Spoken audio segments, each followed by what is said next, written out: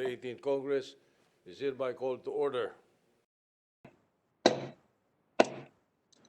Senator Ronald Bato de la Rosa will lead the chamber in prayer.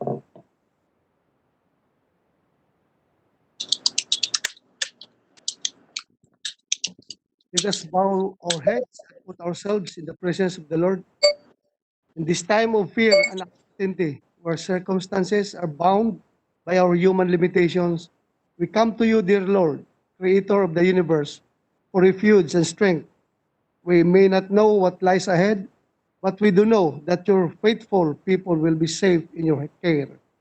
Let us pray the psalm that has taught us about the love and protection that our Father promises his people, the prayer which has led our soldiers to safety and victory in battle. Psalm 91.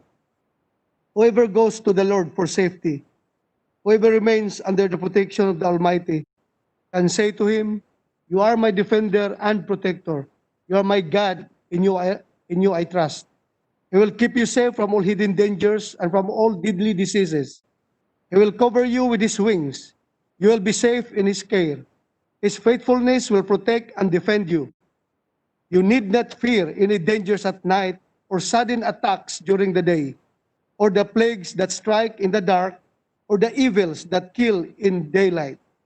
1,000 may fall dead beside you, 10,000 all around you, but you will not be harmed. You will look and see how the wicked are punished. You have made the Lord your defender, the Most High your protector.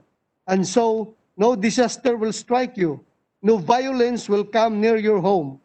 God will put his angels in charge of you to protect you wherever you go. They will hold you up with their hands to keep you from hurting your feet on the stones. You will trample down lions and snakes, fierce lions and poisonous snakes. God says, I will save those who love me. I will protect those who acknowledge me as Lord. When they call to me, I will answer them. When they are in trouble, I will be with them. I will rescue them and honor them. I will reward them with long life. I will save them. On this day, as we also celebrate the birthday of our revered and beloved Senate President Vicente Tito Soto III and our well-respected colleague Senator Francis Kiko Pangilinan, let us join hands in prayer in imploring the blessing of God to continue to protect them from the COVID-19 pandemic. May God continue to shower His grace unto our Senate President Soto as he leads and guides this august chamber in fulfilling its mandate to uplift the lives of the Filipino people through legislation, especially in these challenging times. May God grant Senator Pangilinan more strength and vigor for him to carry on in standing up for and defending what he believes in with passion and unwavering commitment. Amen. Amen. Please remain standing for the singing of the Philippine National Anthem.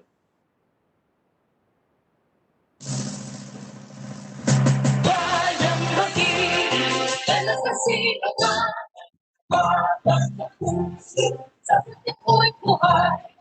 Lupang hinirap, tulad na ng pag-ibig, sa manunod, di ka pasisingin, sa tatatan mo, sino, sa langit mo bata, may hinatang nila, ang alam nila.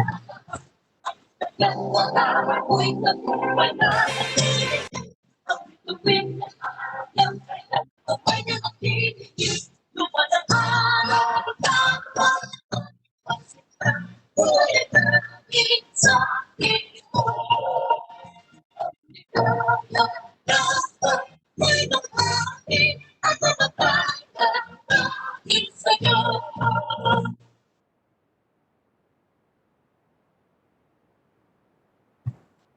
The Secretary will please call the roll. Roll call of members. The Honorable Senators Angara, Inay, Cayetano, De Lima, De La Rosa, Grilon, Present. Gatchalian, Gold, Present. Gordon, Present. Ontiveros, Present. Lacson, Lapid, Marcos, Pacquiao, Present. Pangilinan,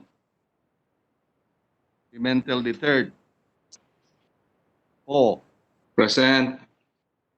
Recto, Present.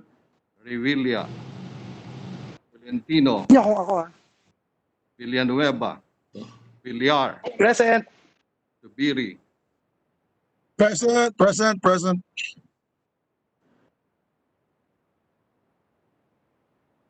With 7 senators physically present and 14 senators virtually present, for a total of 21, the chair declares the presence of a quorum. Majority Leader. Yes, Mr. President, Chair. before we do. Mr. President, happy birthday. But I'd also like to just check how my presence was recorded just because all the men that came after me shouted very loudly, present. Eh ako po nagtaas lang ng kamay, kaya naninigurado lang. You were recorded present. Thank you, Mr. President. Happy birthday ulit. Thank you.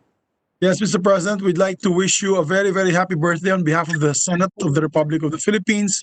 Very happy birthday, sir. And may you be blessed by God with more gifts of love and friendship amongst your family and friends. And also to Senator Francis Pangilinan as well. Mr. President, and of course, Senator Lito Lapid, who celebrated his birthday last week. Mukhang maraming kayong kainan dyan mamaya, Mr. President. Yes, with 7 senators physically present, that's indeed. Thank you, Mr. President. Mr. President, I move that we dispense with the reading of the journal. Mr. President, Mr. Senator Kiko Pangilinan would like to be recognized before we do some official business. Senator Francis Pangilinan is recognized.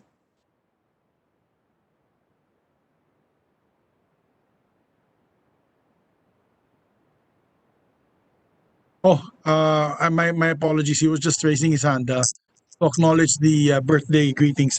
Mr. President, I move that we dispense with the reading of the journal of the third session. Just August saying 3. thank Yes, you, Mr. President. President, and happy birthday, you too.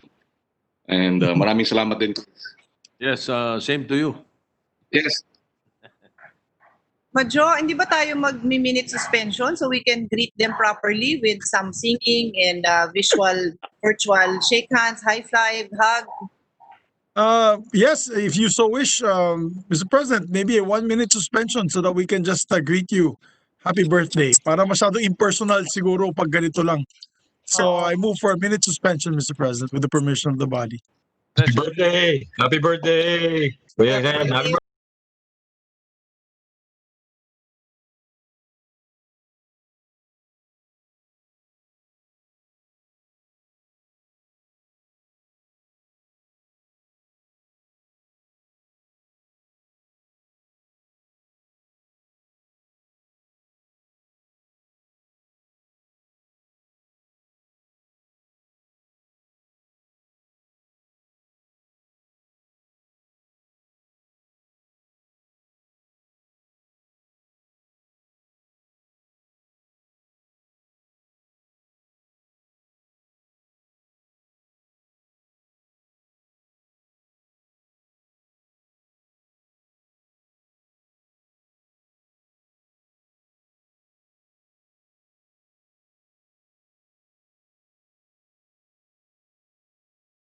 Thank you. Mr. President, Yes. yeah, once again, I move to we will dispense with the reading of the journal of the third session, August 3, August 18, and August 20, 2020. Consider the same as approved, Mr. President. Any objection? Hearing none, the journal is approved. And Mr. President, I know we have a very long reference of business. Maybe we can start with that today. I move that we proceed with the reference of business. The Secretary will proceed with the reference of business. Bills on first reading, Senate Bill number 1737, an act converting the municipality of Calaca in the province of Batangas into a component city to be known as the City of Calaca, introduced by Senator Gatchalian. To the Committees on Local Government and Electoral Reform. 1738, an act institutionalizing the transition of the government to e-governance in the digital age, appropriating funds therefore and for other purposes by Senator Go. Referred to the Committees on Science and Technology, Civil Service, and Finance. 1739, an act establishing a framework for the protection of financial consumers and for other purposes by Senator Poe. Referred to Committees on Banks and Trade. 1740, an act mandating banking institutions to strengthen their respective financing system for agricultural, fisheries, and rural development in the Philippines. To the Committees on Agriculture and Banks. 1741, an act declaring the city of Davao as the cacao and chocolate capital of the Philippines by Senator Villar. To the Committees on Agriculture and Local Government. 1742, an act redefining the crime of game fixing and prescribing stiffer penalties therefore by Senator Revilla Jr.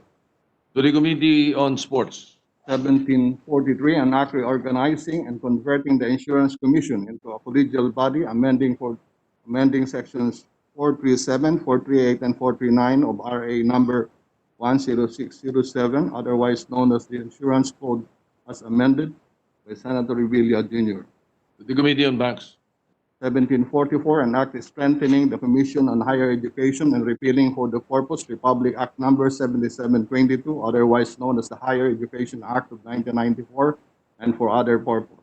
To the Committees on Higher Education, Ways and Means, and Finance. 1745, an act instituting the Magna Carta of Filipino Seafarers by Senator Villanueva. To the Committees on Labor and Foreign Relations. 1746, an act providing for a Magna Carta for workers in the informal economy and for other purposes by Senator Villanueva. To the Committees on Labor and Social Justice. 1747, an act establishing public health and environmental standards and safeguards for their better normal in the workplace, public places, and communities toward a sustainable recovery from the coronavirus disease 19 pandemic by Senator Angara. To the Committees on Health and Finance. 1748, an act strengthening the national program for the elimination of tuberculosis as a public health problem, amending for the purpose RA 10767 or the Comprehensive Tuberculosis Elimination Plan Act by Senator Go. To the Committees on Health, Higher Education, and Finance. 1749, an act providing for a comprehensive renal replacement therapy for patients with end-stage renal disease in national, regional, and provincial government hospitals, increasing the PhilHealth package rate for renal replacement therapy of members and appropriating funds therefore by Senator Go. To the Committees on Health and Finance. 1750, an act requiring the digitalization of frontline services of all government agencies and appropriating funds therefore by Senator Recto. To the Committees on Science and Technology, Civil Service, and Finance. 1751, an act mandating the establishment of an online legal knowledge and assistance system that will be accessible nationwide by Senator Lapid. To the Committees on Science and Technology, Justice, and Finance. 1752, an act mandating the establishment of the National Emergency Stockpile and appropriating funds therefore by Senator Lapid. To the Committees on National Defense and Finance. 1753, an act increasing the minimum salary grade level of social worker position from salary grade 11 to salary grade 15 and providing funds therefore by Senator Recto. To the Committees on Civil Service, Social Justice, and Finance. Senate Bill number 1754, an act strengthening Republic Act number 9208 as amended by Republic Act number 10364, an act to institute policies to eliminate trafficking in persons, especially women and children, establishing the necessary institutional mechanisms for the protection and support of trafficked persons, providing penalties for its violations, and for other purposes by Senator Villar. To the Committees on Women and Science and Technology. 1755, an act converting the Bicol State College of Applied Sciences and Technology, BISCAT, in the city of Naga, province of Camarines Sur, and the state university to be known as the Southeast Asian University of Technology, and appropriating funds therefore by Senator Villar.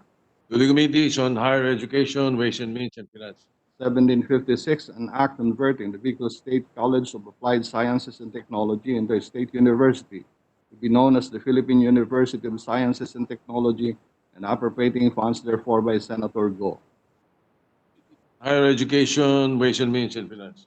Resolutions, proposed Senate Resolution number 479, urging the Commission on Audit to conduct a special audit on COVID-19 related government spending, loans and donations, and to release its findings before the Philippine Congress begins its deliberations on the 2021 national budget by Senators Ontiveros, Vilon, Pangilinan, De Lima, Recto, and Lacson. To the Committee on Rules. 480, directing the appropriate Senate committee to conduct an inquiry and aid of legislation into the questionable tuition fee rates assessed by some private schools, colleges, and universities despite the transition to online learning due to the COVID-19 pandemic by Senator Marcos. To the Committees on Basic Education and Higher Education. Proposed Resolution 481, resolutions directing the appropriate Senate committee to conduct an inquiry and aid of legislation on the EDSA Busway Plan of the Department of Transportation by Senator Binay. To the Committee on Public Services. 484, resolution directing the appropriate Senate committee to conduct an inquiry and aid of legislation on the Agriculture Competitiveness Enhancement Fund, ASEF, accounting, management, and implementation by the Bureau of Customs, the Department of Agriculture, Commission on Higher Education, Land Bank of the Philippines, Department of Budget and Management, and other relevant government agencies by Senator Villar. To the Committees on Agriculture, Ways and Means and Finance.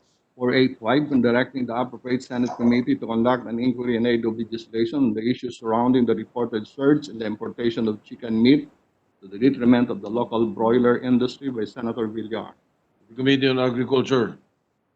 486, directing the appropriate Senate committee to conduct an inquiry and aid of legislation on the status of the implementation of RA 9512, otherwise known as National Environmental Awareness and Education Act of 2008, with the end in view of identifying the gaps in implementation and ensuring the integration of environmental education in the school curricula at all levels by Senator Angara.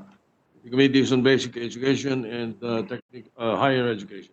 487, directing the appropriate Senate committee to conduct an inquiry and aid of legislation on the alarming reports of online sexual exploitation of children in the Philippines in the light of the projected long-term effect of the COVID-19 pandemic, which will considerably increase the vulnerabilities of children, and with the end in view of strengthening the existing laws on the protection of children by Senator Marcos.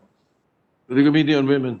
488, directing the appropriate Senate committee to conduct an inquiry and aid of legislation into the current status and progress of the implementation of the Philippine Credit Transfer System, PCTS, by Senator Marcos.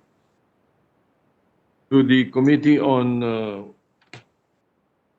Higher Education. 489, directing the Committee on Local Government to conduct an inquiry and aid of legislation into the case of Rani Lodovica, head of the Quezon City Task Force Disciplina, as well as all other cases relating to abusive conduct of local government officials and the course of enforcing community quarantines by Senator Ontiveros. To the Committee on Local Government. 490, resolution to direct the proper Senate committee to conduct an inquiry and aid of legislation into the growing disregard for basic civil and political rights among our law enforcement personnel, as evidenced by the unlawful seizure of protest materials during a mass at the Quiapo, charged by Senator De Lima. To the Committee on Justice. 491, resolution directing the appropriate Senate committee to conduct an inquiry and aid of legislation into the alarming lack of transparency surrounding the deaths of persons deprived of liberty and the actual extent of COVID-19 contagion in jails and prisons nationwide by Senator De Lima. To the Committee on Justice and Health. 492, directing the Senate committees on higher technical and vocational education and basic education, arts, and culture to conduct an inquiry and aid of legislation on how the education sector plans to adapt to the new normal with a view to promulgating coordinated policies that will demonstrate a synchronized approach to education responses to the new normal by Senator Villanueva. To the Committees on Higher Education and Basic Education. 493, expressing the profound sympathy and sincere condolences of the Senate on the death of the Honorable Edgardo E.D.U. Ilarde, former Senator, former Mambo Batas Pambansa, and former member of the House of Representatives by Senator Soto III, Lacson, and Tolentino. To the Committee on Rules.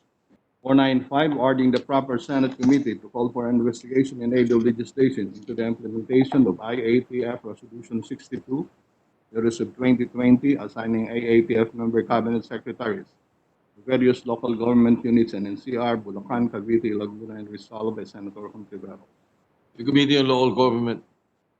496, ordering the appropriate Senate committee to conduct an inquiry in aid of legislation into the inconsistencies and apparent anomalies in the reporting of the expanded survival and recovery aid program of the Department of Agriculture in the interest of accountability and transparency and governance with the end view of increasing its overall efficiency to better serve its intended beneficiaries by Senator Lima. The Committee on Agriculture. 497, directing the appropriate Senate committee to conduct an inquiry in aid of legislation on the status of the overseas Filipino worker repatriation and assistance programs of the national government amid reports of continued delays and inefficiencies in their implementation by Senator De Lima. The Committees on Labor and Foreign Relations.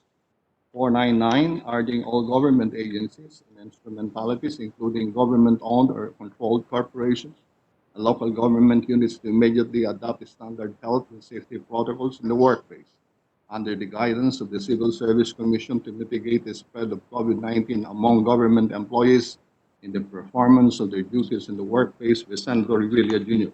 The Committee on Civil Service and, Civil Service. House Senate Resolution number 500, directing the appropriate Senate committees to conduct an inquiry in aid of legislation on the implementation of Republic Act number 11223, otherwise known as the Universal Health Care Act, in view of the current health crisis that the country is facing by Senator Revilla Jr. The Committee on Health. There is additional reference of business. Please proceed. Additional reference with business messages from the House of Representatives. Letter informing the Senate that on 10 August 2020, it passed the following House bills in which it requests the concurrence of the Senate. House Bill number 6953, an act providing for COVID-19 response and recovery interventions and providing mechanism to accelerate the recovery and bolster the resiliency of the Philippine economy, providing funds therefore and for other purposes. To the archives. 6756, an act establishing a medical scholarship and return service program for deserving students and appropriating funds therefore. To the Committees on Higher Education, Health, and Finance. House Bill number 6864, an act establishing public health and environmental standards and safeguards for the better normal in the workplace, public places, and communities toward a sustainable recovery from the coronavirus disease 19 pandemic. To the Committees on Health and Finance. 6971, an act converting the Schistosomiasis Control and Research Hospital in Palo Leyte to General Hospital to be known as the Governor Benjamin T. Romualdez General Hospital and the Schistosomiasis Center, increasing its bed capacity from 25 to 100, upgrading its professional healthcare services and facilities, and authorizing the increase of its medical personnel and appropriating funds therefore. To the Committees on Health and Finance. House Bill number 6972, an act renaming the Eastern Visayas Regional Medical Center in the city of Tacloban, province of Leyte, into Eastern Visayas Medical Center, increasing its bed capacity from 500 to 1,500 beds and appropriating funds therefore. To the Committees on Health and Finance. Letter from the House informing the Senate that on 11 August 2020, it passed the following House bills in which it requests the concurrence of the Senate. Number 6910, an act institutionalizing the alternative learning system and the basic education for out-of-school children, youth, and adults, and appropriating funds therefore. To the Committee on Rules. House Bill 6927, an act establishing the e-government, defining its powers and functions, and for other purposes. To the Committees on Science and Technology and Public Information. 6926, an act supporting the growth and development of digital careers in the Philippines. The Committees on Labor and Science and Technology. House Bill number 6867, an act reapportioning the province of Bulacan into 6 legislative districts. The Committees on Local Government and Electoral Reforms. 6924, an act enabling banks to expand service delivery channels to cash agents providing guidelines therefore. The Committee on Banks. 6948, an act declaring the 16th day of May of every year a special working holiday to be known as National Education Support Personnel Day. The Committees on Basic Education and Higher Education. House Bill 3738, an act changing the name of the University of Science and Technology of Southern Philippines into the University of Science and Technology of the Philippines, amending for the purpose Republic Act number 10919. To the Committee on Higher Education. 6968, an act establishing the Research and Extension Development Offices of the GS Heredia State College campuses in the municipalities of San Miguel and Bulingag, all in the province of Zamboanga del Sur, and appropriating funds therefore. 6968. Yeah. 6969, Proceed. an act establishing a regular campus in the Nueva Ecija University of Science and Technology in the municipality of Santo Domingo, province of Nueva Ecija, to be known as the NEUST Santo Domingo campus, and appropriating funds therefore. 6967, an act integrating the Pintuyan National Vocational High School in the municipality of Pintuyan, Southern Leyte, into the Southern Leyte State University system, to be known as the SLSU Pintuyan campus, and appropriating funds therefore. 6939, an act establishing a technical education and skills development authority for training and assessment center in the city of Cabuyao, province of Laguna, to be known as the Cabuyao City Laguna TESDA Training and Assessment Center, and appropriating funds therefore. 6940, an act establishing a technical education and skills development authority TESDA Training and Assessment Center in the municipality of Ronda, Cebu, to be known as the Ronda TESDA Training and Assessment Center, and appropriating funds therefore. 6941, an act establishing a technical education and skills development authority, TESDA Training and Assessment Center in the municipality of Balilihan, province of Bohol, to be known as the Balilihan Bohol TESDA Training and Assessment Center, and House Bill number 6942, an act establishing a technical education and skills development authority, TESDA Training and Assessment Center in the city of Isabela, province of Basilan, to be known as the Isabela City Basilan TESDA Training and Assessment Center, and appropriating funds therefore. All to the Committees on Higher Education and Finance. Letter from the House informing the Senate that on 11 August 2020, the designated representatives Villafuerte Jr., E. Alvarado, Yap, Abu, Hua, Jimbo, Fresco Jr., Palma II, and Garin, as conferred to the Bicameral Conference Committee on the disagreeing provisions of House Bill 6953 and Senate Bill 1564, an act providing for COVID-19 response and recovery interventions, and was to the resiliency of Philippine economy, providing funds therefore and for other purposes. The Committees on, to the Archives. There is a second additional reference of it. Bills on first reading, Senate Bill number 1757, an act amending sections 3 and 7 of RA 9512, otherwise known as the National Environmental Awareness and Education Act of 2008, and for other purposes by Senator Langara. To the Committees on Environment and Finance. 1758, an act amending Republic Act number 8792, or otherwise known as the Electronic Commerce Act of 2000, and for other purposes by Senator Marcos. To the Committee on Trade. 1759, an act providing for the protection against pandemic and the development of the healthcare and manufacturing industries, and providing funds therefore by Senator Pangilinan.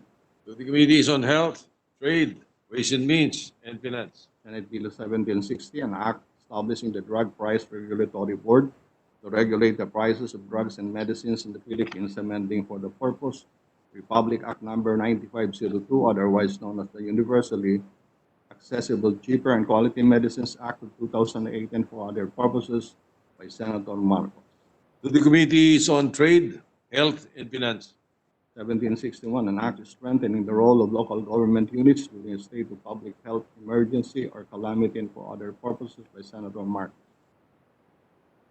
To the Committees on Local Government and Finance. Senate Bill 1762, an act enhancing the continuing professional development of Filipino workers and professionals, amending for the purpose Republic Act number 109112, otherwise known as the Continuing Professional Development Act of 2016, introduced by Senator Villanueva.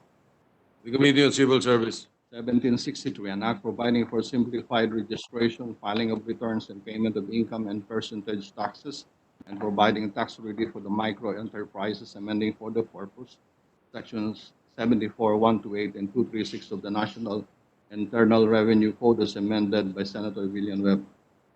To the Committee on Ways and Means. 1764, an act promoting the adoption of digital payments for financial transactions of the government and all merchants and for other purposes by Senator Angara.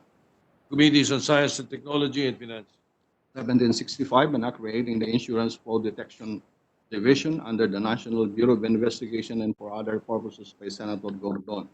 To the Committees on Justice and Civil Service and Finance. 1766, an act providing for the development of the healthcare and manufacturing industries. We strengthen the country's protection against pandemics and providing funds therefore by Senator Recto.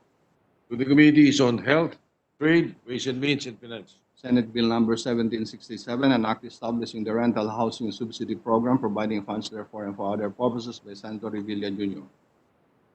To the Committees on Urban Planning and Finance. 1768, an act increasing the bed capacity of the Naguilian District Hospital in the municipality of Naguilian, province of La Union from 25 to 50 beds and appropriating funds therefore by Senator Mark. To the Committees on Health and Finance. 1769, an act increasing the bed capacity of the Rosario District Hospital in the municipality of Rosario, province of La Union from 25 to 50 beds and appropriating funds therefore by Senator Marcos. To the Committees on Health and Finance. 1770, an act establishing a national high school in Barangay Canalate, city of Malolos, province of Bulacan to be known as Canalate National High School and appropriating funds therefore by Senator Marcos. To the Committee on Rules. 1771, an act mandating the reporting of deaths and illnesses of persons deprived of liberty and detained children in conflict with law, penalizing non-reporting and false reporting of deaths thereof and for other purposes by Senator Gordon. To the Committees on Justice and Local Government. 1772, an act amending Republic Act number 8291, also known as the Government Service Insurance Act of 1997, instituting voluntary contribution among members, removing prescription on benefits and for other purposes by Senator Gordon. To the Committees on Government Corporations, Civil Service. Senate Bill number 1773, an act establishing the one patient, one electronic medical record system in the Philippines, thereby creating the Office of the National Coordinator for Health Information Technology, appropriating funds therefore and for other purposes by Senator Gordon. To the Committees on Health, Science and Technology and Finance. Senate Bill number 1774, an act establishing a national comprehensive housing financing program, providing for the annual automatic appropriation of funds and for other purposes by Senator Tolentino. To the Committees on Urban Planning and Ways and Means and Finance. 1775, an act declaring the month of June of every year as the National Frontliners Month in the entire country by Senator Gatchalian. To the Committees on Health and Finance. 1776, an act amending Republic Act number 11223, otherwise known as the Universal Healthcare Act, to provide for the free annual medical check-up for Filipinos by Senator Revilla Jr. The Committee on Health. 1777, an act prohibiting discrimination against the healthcare workers, frontliners, and persons suspected or infected with COVID-19, providing penalties therefore and for other purposes by Senator Revilla Jr. The Committee on Justice. Committee report number 105, prepared and submitted by the Committee on Labor, Employment, and Human Resources Development on Senate Bill number 1778, with Senators Villanueva and Revilla Jr. as authors thereof, entitled An Act Enhancing the Regulation on Employment of Foreign Nationals and Transfer of Technology, amending for the purpose Articles 40, 41, and 42 of Presidential Decree 442, as amended, otherwise known as the Labor Code of the Philippines, and for other purposes, recommending its approval and substitution of Senate Bill numbers 343 and 458, sponsor Senator Villanueva. The calendar for ordinary business. Majority Leader. Thank you, Mr. President. Mr. President, we just have 3 items on the agenda today. We have one on energy policy by Senator Gatchalian, another by your pet bill, Mr. President, the medical scholarships, as well as the third bill of Senator Rizzo Ontiveros. Mr. President, Senator Gatchalian has been gracious enough to allow your bill to be sponsored by Senator Joel Villanueva to be first on the item today, being that it was also your birthday, and I know this is your pet measure.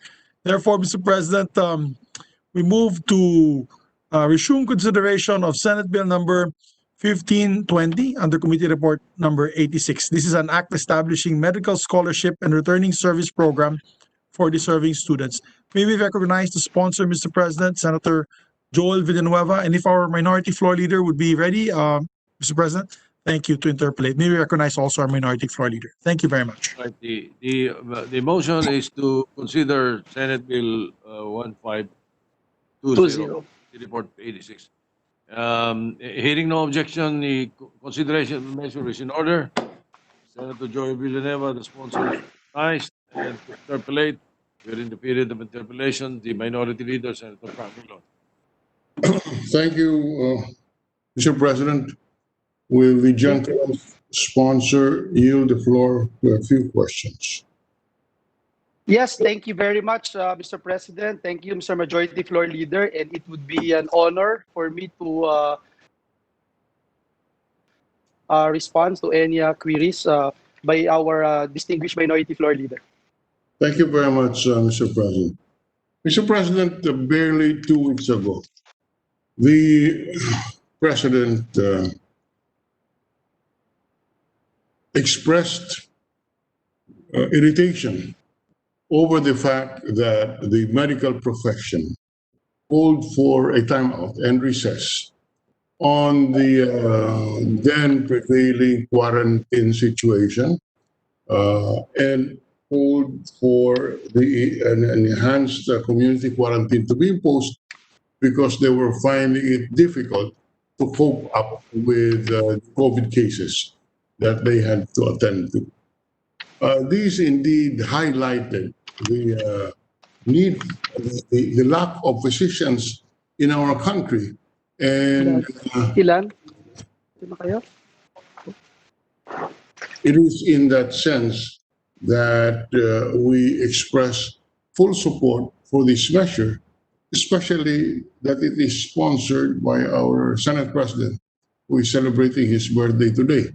I am tempted to say I have no more questions, but just for the record, there are certain facts that I want to establish.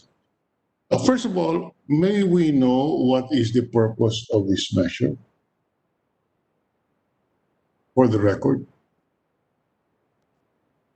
Yes, thank you very much, Mr. Minority Floor Leader. Thank you for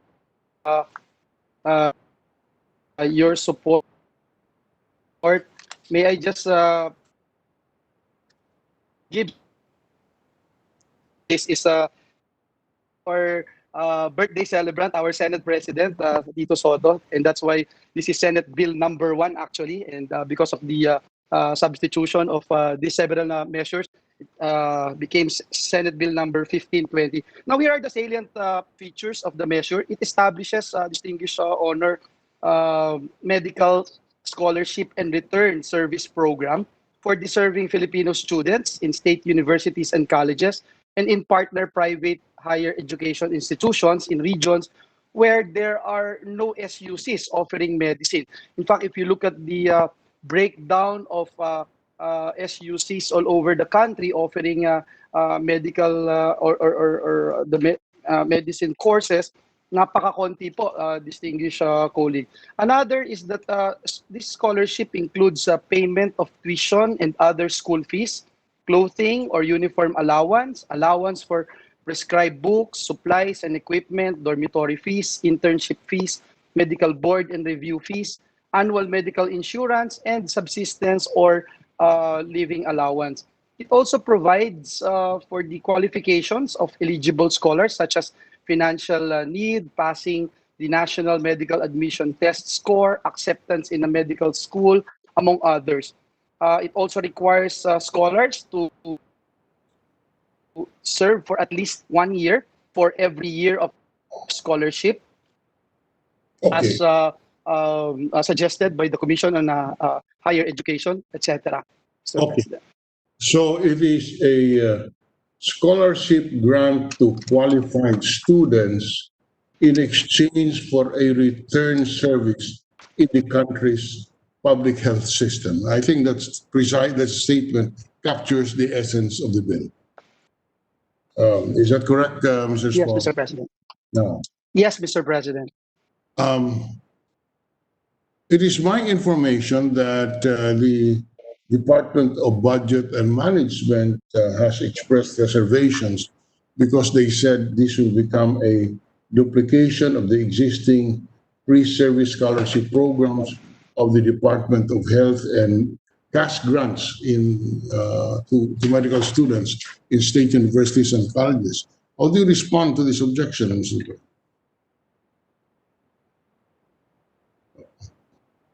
Something's wrong. Sorry. Well, the intention of the measure is to integrate all nationally funded medical scholarship, Mr. President. Right now, there are two scholarship program for the course of medicine being implemented by the Commission on Higher Education and the Department of Health. Currently, Mr.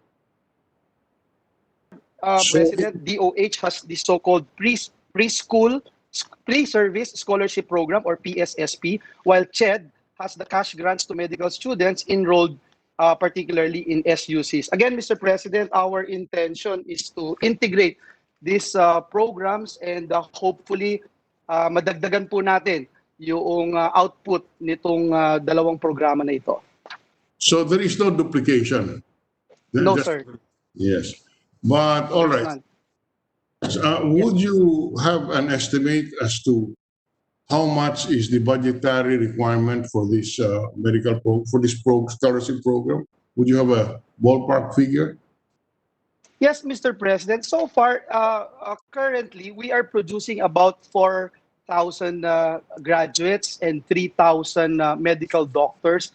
And the intention of this measure is to at least double it.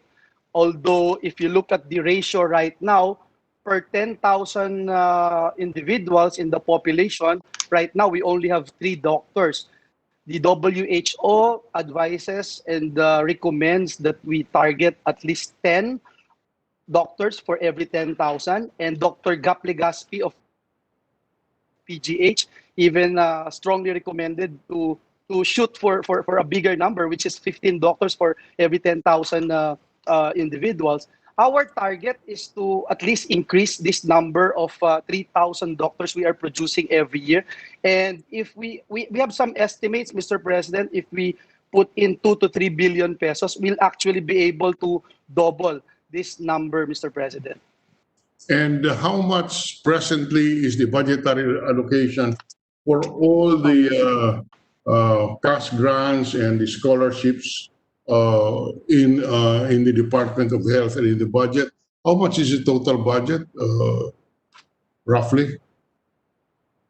We have a total budget now, CHED and DOH included, 512 million.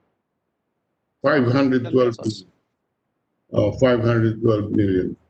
So you're saying that Yes, Mr. President. we will be allocating a budget of at least 2 billion to graduate the desired number of medical students. Is that correct, sir? That is our proposal, Mr. President. However, if you look at the measure, we didn't put any figure because in the course of discussion during the committee hearing, the authors, including the agencies concerned, are after integrating both programs of CHED and DOH. And in the meantime, we start by taking over this particular items in the budget for this year, and then beginning next year we'll be able to infuse additional funds for this particular program. So ultimately, you're estimating that about 2 billion would be needed in order to have a successful, in order to achieve the purpose of this program, approximately. Yes. Yes, Mr. President. We stand by our 2 billion figure, and hopefully, as time goes by, we'll be able to increase it to reach our main goal of giving or producing more doctors in our country. In other words, it is not as if we need an additional 1.5 billion next year if we are able to approve this measure immediately. It's not that burdensome immediately, but we can face it over the X number of years in order to achieve the 2 billion or the 3 billion or the number of graduates that we need. Is that a correct statement? Yes, the minority floor leader is correct. We don't need it right away, but it would be a good opportunity for us to assess these programs, and if we deem necessary to add additional funding, then I think the infrastructure is ready, Mr. President. Well, we congratulate the good sponsor for bringing for sponsoring this measure. Indeed, it is something that we need. I'm a lawyer, but we do not need scholarship funds for lawyers. We need scholarship funds for doctors. In fact, I recall Shakespeare saying, "First thing we do is kill all the lawyers." That's yeah, so that we indeed are in supportive of this measure. But I'll ask a very sensitive question. Suppose the DBM recommends the veto of this measure for whatever reason, their own reason. Is the gentleman sponsor willing to lead an override of the veto? I think you have the support of the entire chamber. Well, right now, Mr. President, we have at least 17 senators supporting the measure, and I don't think our dear Senate President will allow it. Just a theoretical question. As I said, this bill has the support of the entire Senate, and therefore we should be prepared to avail of our remedies, if only to emphasize our legislative remedies in case of veto, in order to emphasize the real need, the need for this kind of a concept. And so, let's go to some detail, Mr. President. How many physicians do we have today in our country?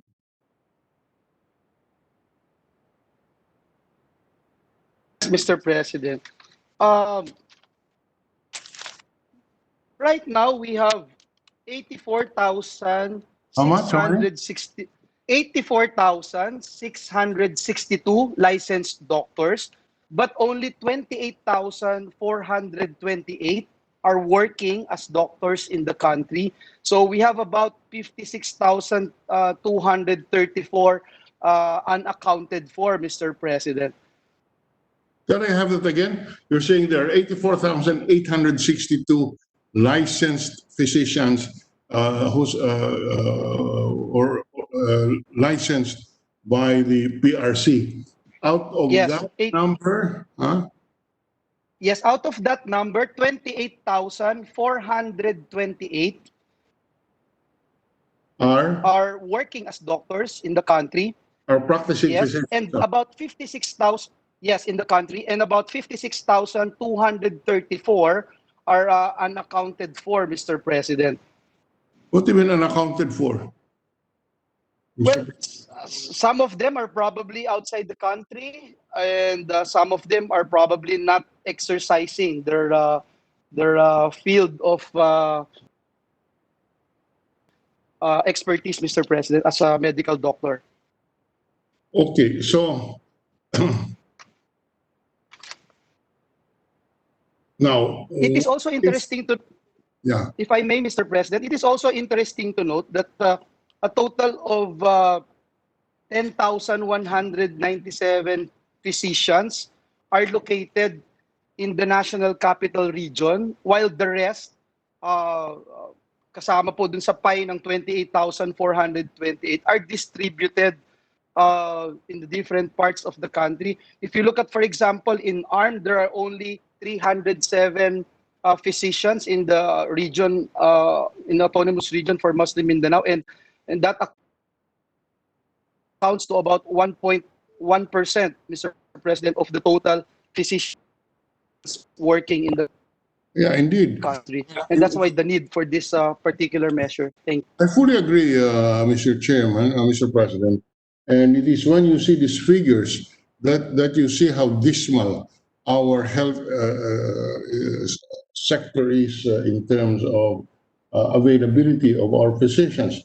So I would repeat for the record, you're saying that we have 84,862 licenses for physicians issued by the Professional Regulatory Commission, out of which only 28,428 are practicing and 56,264 are under your are missing, not really missing. They are either abroad, they are not practicing their profession, or they may have retired. Now, so what is did you say that the ideal ratio prescribed by the World Health Organization is one physician for every 1,000 population? Did I hear you correctly there, sir? The WHO? Yes. It's one physician for 10 physician for every 10,000 individuals, Yeah, or 1,000, Mr. one for President. every, huh? If like 10 physicians, 10 10 physicians, physicians for every 10,000. or reduce it, One, it's one, 1,000, I win one for every one per 1,000. 1,000. You are correct, Mr. President. Yes, Correct. yes, Now, yes, exactly, Mr. President. You're correct. now, if we have a population of 110 million, how many physicians do we need? Well, Roughly 110,000. Is that correct?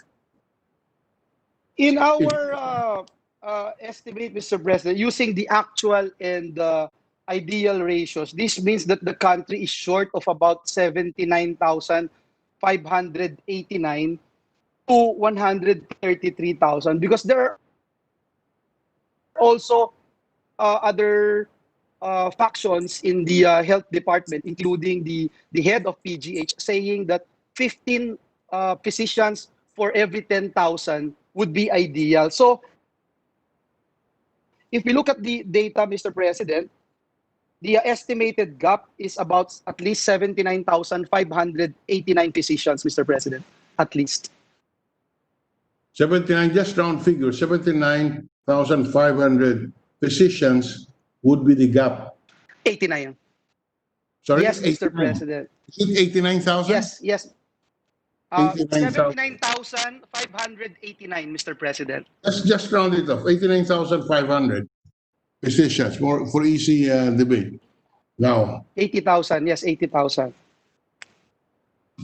I'm sorry, how many, sir? Is it 89? Is it 80, 80, 80, 80? Okay. 80,000, yes, sir. 80 physicians would be the shortage, okay? Yes. In order to have at least a modicum of efficiency in our health system now. And we have only 28,500 just to be Yes. I'm sorry. What is 80,000? Is this what we need? The short is 80,000. Yes, we're in short of about 80,000 doctors, Mr. President. And that would have a ratio of one physician for, assuming that one physician for 1,000. 8 patients. Yes, one physician per 1,000. Yes, Mr. President. You're Oh. correct. If one physician per 1,000, you need 109,000 or 110,000. 110? It's 89. Yes. Sir, kasi, tama naman to, sir. Pero kasi may existing na 24/40. Yeah, using actual and ideal, this means that the country is short of 79,589 up to 133,598 doctors in the Philippines to have this ideal ratio. How long do you think we can achieve this, How long? this ideal number? How long? Roughly. Meron po tayo over the period of 10 years. Well, Kailangan Mr. President, if the current ratio of 3 doctors per 10,000 Filipinos persists, then the country should produce and retain in the health sector around 12,165 graduates of Doctor of Medicine program every year for 10 years to reach the ideal ratio by 2030. This is an addition to the roughly 4,000 medicine graduates that I mentioned earlier graduating annually, Mr. President. So Yeah, just okay. for every 10 12,000 years.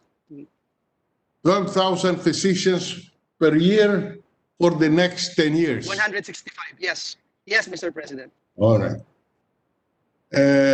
How many do we graduate this year? I mean, per year?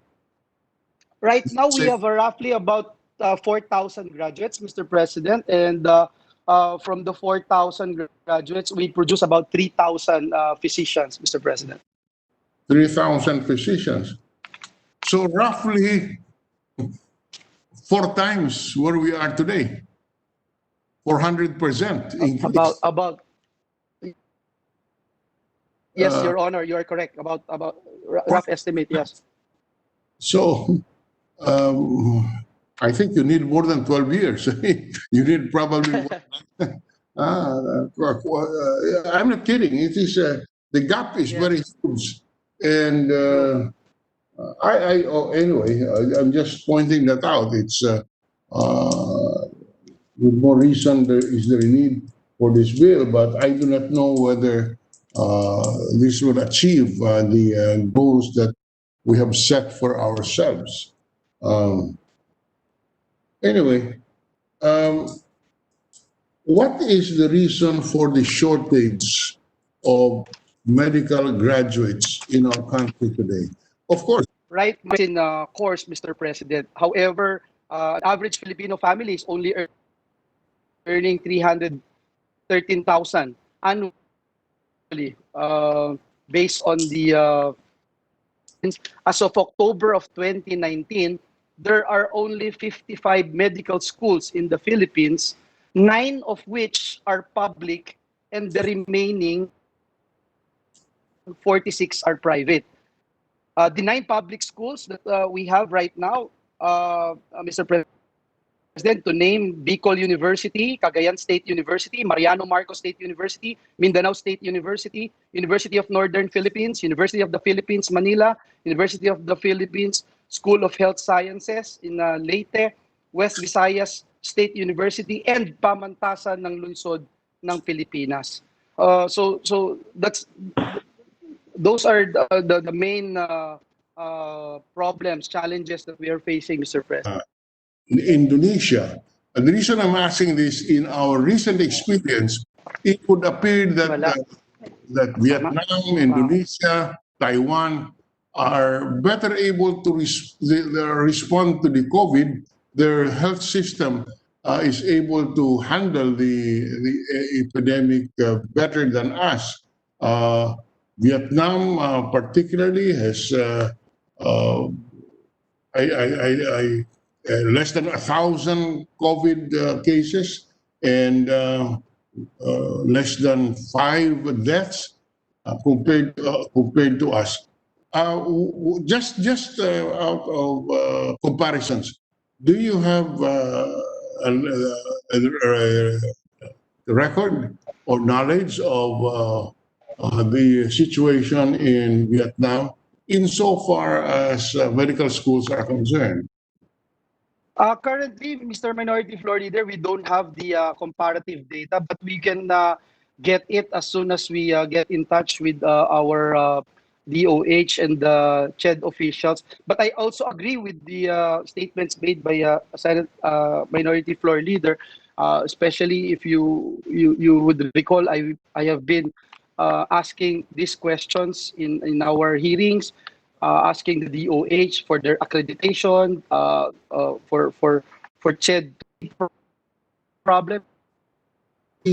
Saying that each medical student would need about 360,000 per year.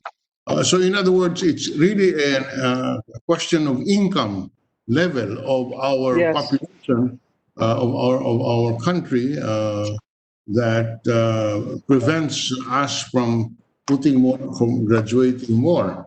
And also, unfortunately, I think a policy direction, Mr. President, is that we should have more public schools offering medical courses. Yes. The lopsided ratio that you have pointed out, 55 medical schools in the Philippines, only 9 are public, and the remaining 46 are private initiative. To me, this is a policy issue that we must address. We should put money where our mouth is, and therefore we should encourage and support more medical schools in our public universities, because that is a policy direction which we would have to adopt in order to increase our number of graduates. Would you agree with that statement, Mr. President? I cannot agree more, Mr. President, and that's the reason perhaps why our Senate President thought that this would be his #1 priority measure. That's why this is Senate Bill #1. Thank you for that, Mr. Minority Leader. We agree with that. We agree with that. Not because it's the birthday of the Senate President, but certainly as a policy issue, we should be conscious and devote Agree. more public funds in order to put up medical schools in publics in public universities. Because you cannot, it's extremely difficult for us to provide direct assistance to the private universities, maybe, and they may not even need that. But if we are already only graduating 3,000 or 4,000 doctors or physicians, you can probably have something like 20% coming only from the public universities and 80% coming from the private sector. We can never achieve the ideal ratios unless we devote funds for our public universities to put up medical schools. Would you agree with that, Mr. President? Absolutely, Mr. President, you are correct. Without schools or access for these students to finish their medical careers, then there's no way we'll be able to produce more physicians in the country. So therefore, Mr. President, with the indulgence of the two gentlemen on the floor, a related point, if they would indulge this representation, Mr. President. yes, sir.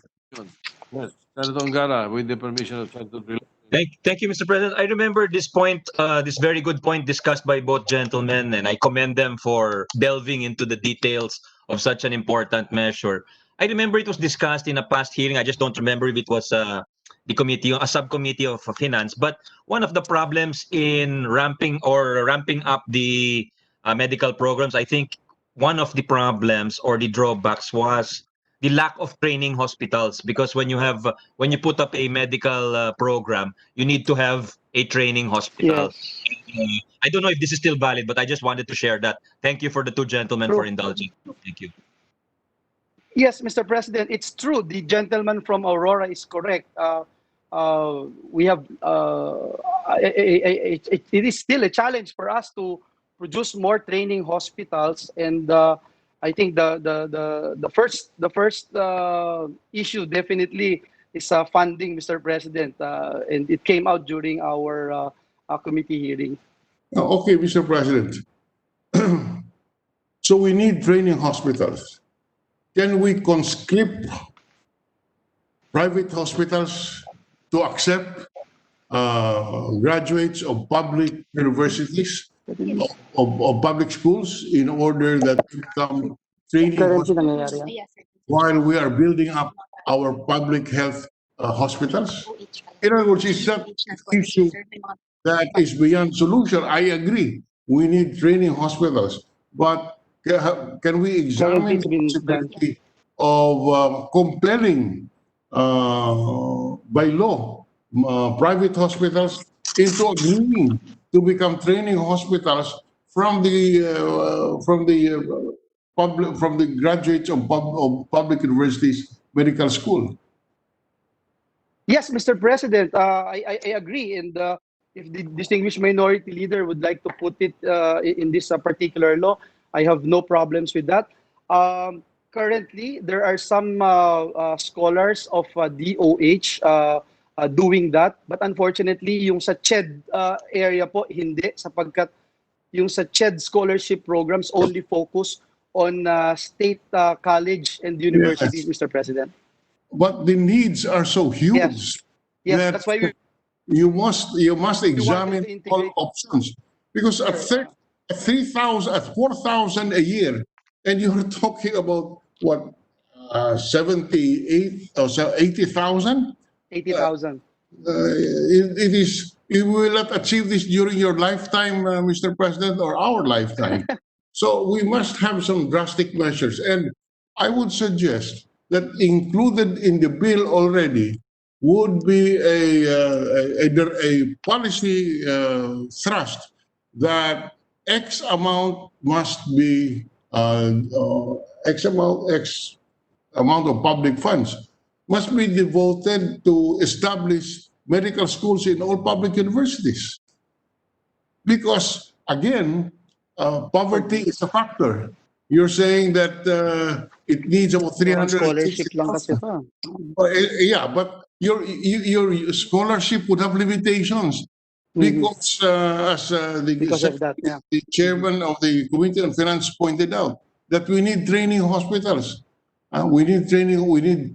In other words, what I'm saying is, as a long-term strategy, just providing scholarship will not provide enough answer, because we're saying that we will provide scholarship for the existing medical students.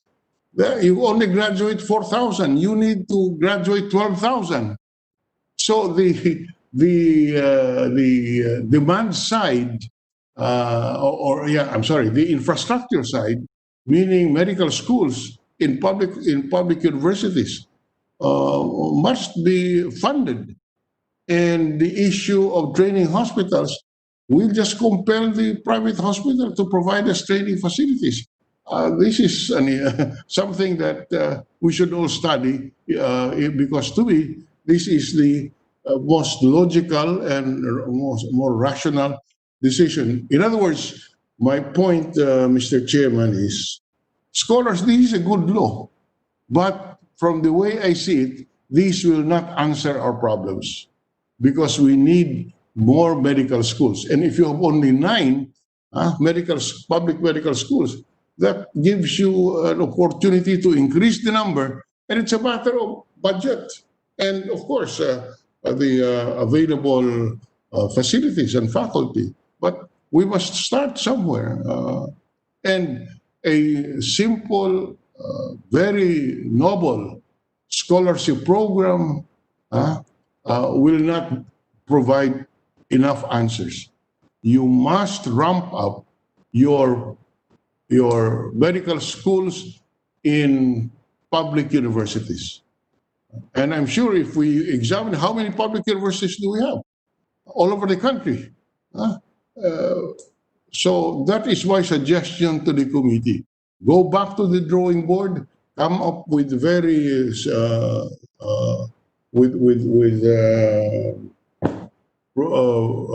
plan to ramp up medical schools in public universities and provide scholarships, of course.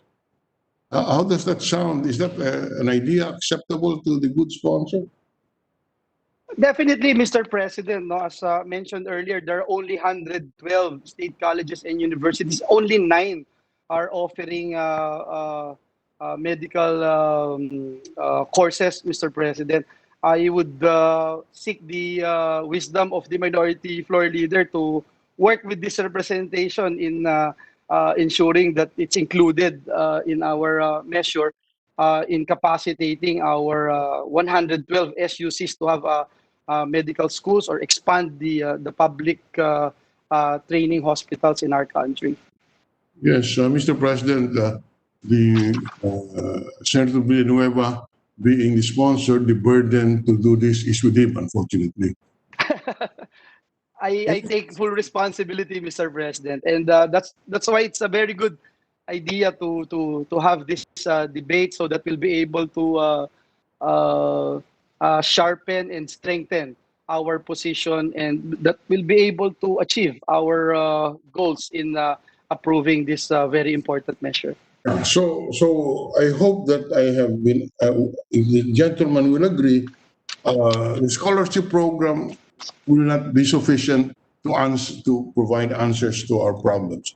Long term, and we cannot achieve this overnight. Long term, we must give our people, we must provide for the infrastructure to enable our health system to graduate more students, and there is no other way but to work on our public universities and colleges to have a medicine as part of the program.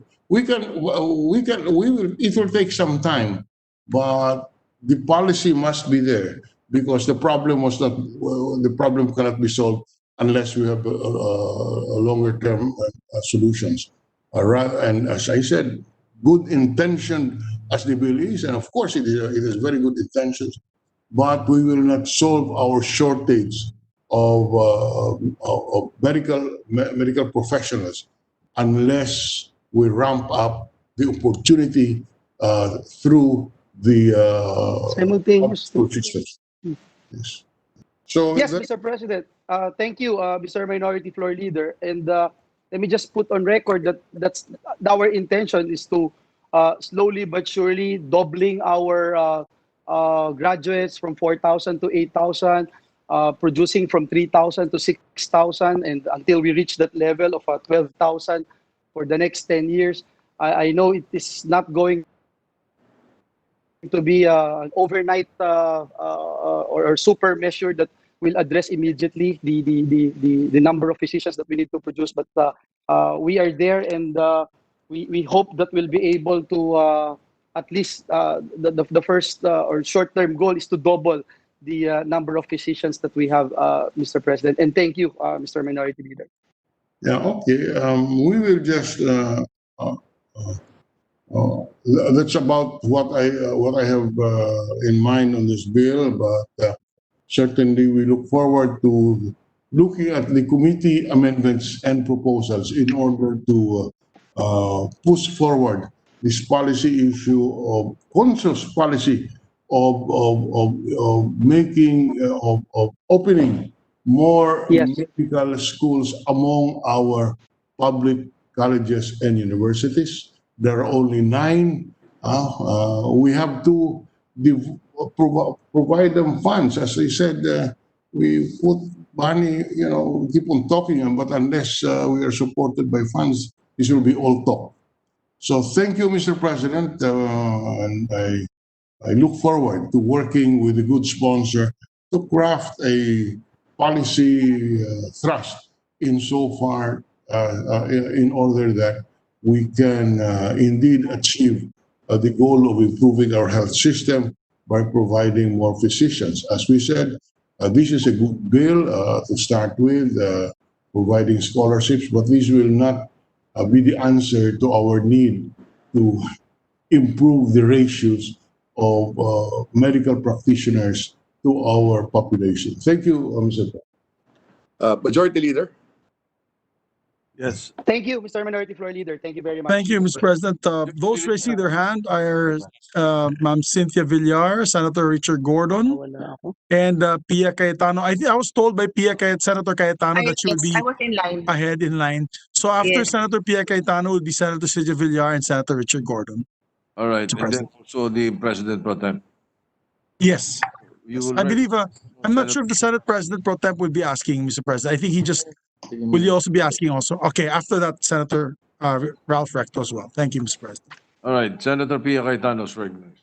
Wala ako.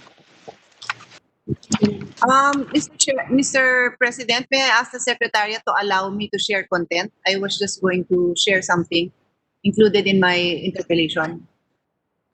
The Secretariat needs to allow me to enable it, I think. But I can proceed, no? I am just, Yes, ayan, okay. the Secretariat and Yeah, it's the ready. service provider is directed to allow Senator Pia Cayetano to present.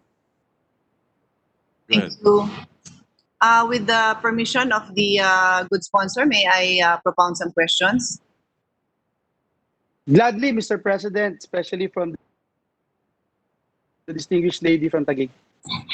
Thank you. Sa desktop. Wait, I'm just looking for, I just want to flash a news article that will start off my interpellations. But I am having difficulty. Never mind. Anyway, let me try to figure that out another time. I was simply going to flash a news article. Maybe I can just show it here in my my camera. It's basically a news article that says Thailand is ready to start human trials for the corona vaccine. Okay? So, you know, to a lot of people, this was a surprise. Wow, naunahan tayo ng Thailand. But for those in the academe, that's not a surprise because Thailand has made a national policy to grow their economy by way of innovation and research. They declared that as their national policy. So anyone who's familiar with that will not be surprised that in the blink of an eye, they can come up with a vaccine. Whether it's successful or not is another story, but they have the capability.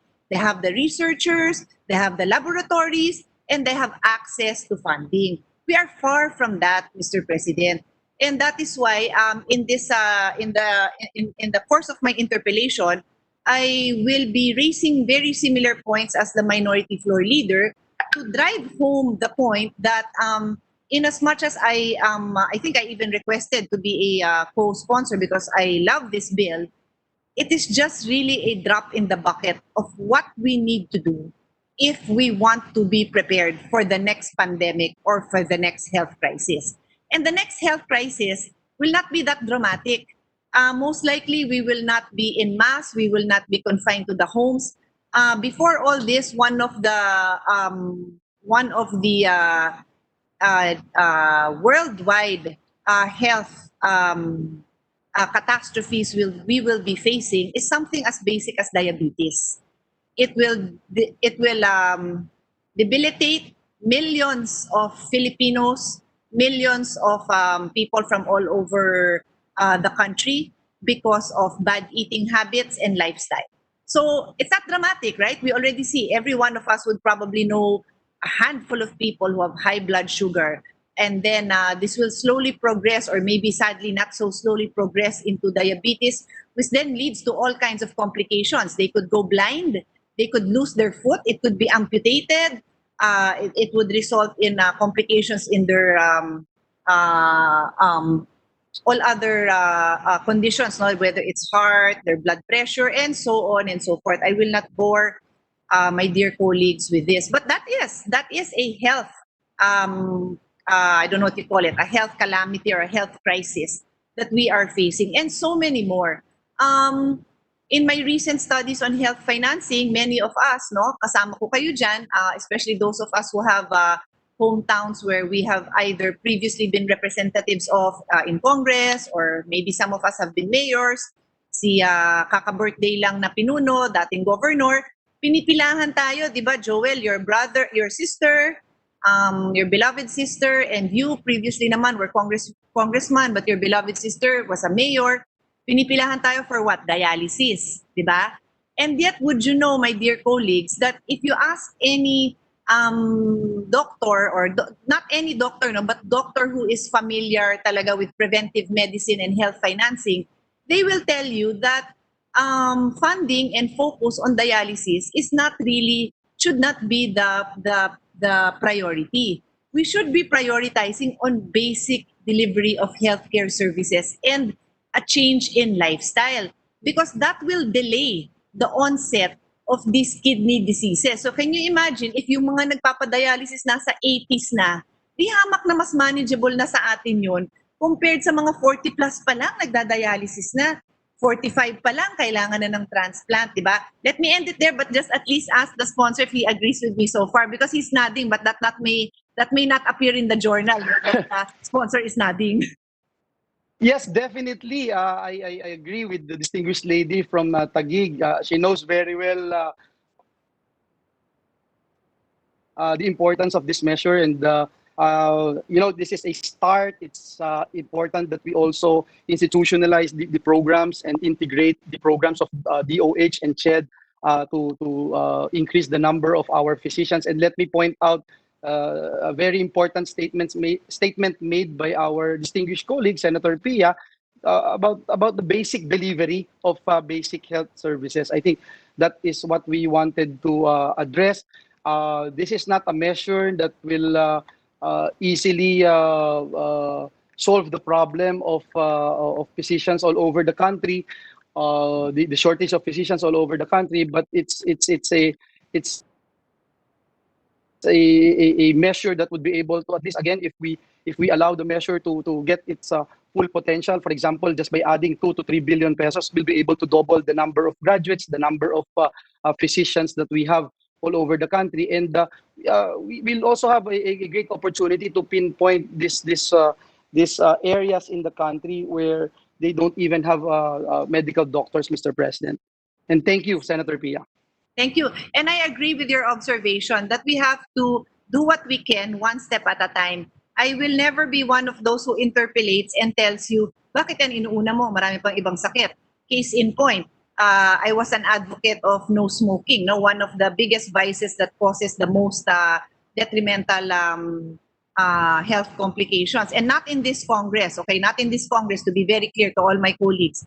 But in previous Congress, where the minority floor leader and I assisted the minority floor leader in defending the sin tax, may tanong na, bakit yan? Marami pang ibang sakit. I will not do that. Kasi isa talaga to sa solusyon di ba? Hindi mo pwedeng i-argue na may iba pang problema, therefore wag mong hanapan ng solusyon itong isang problema. No, we will support this.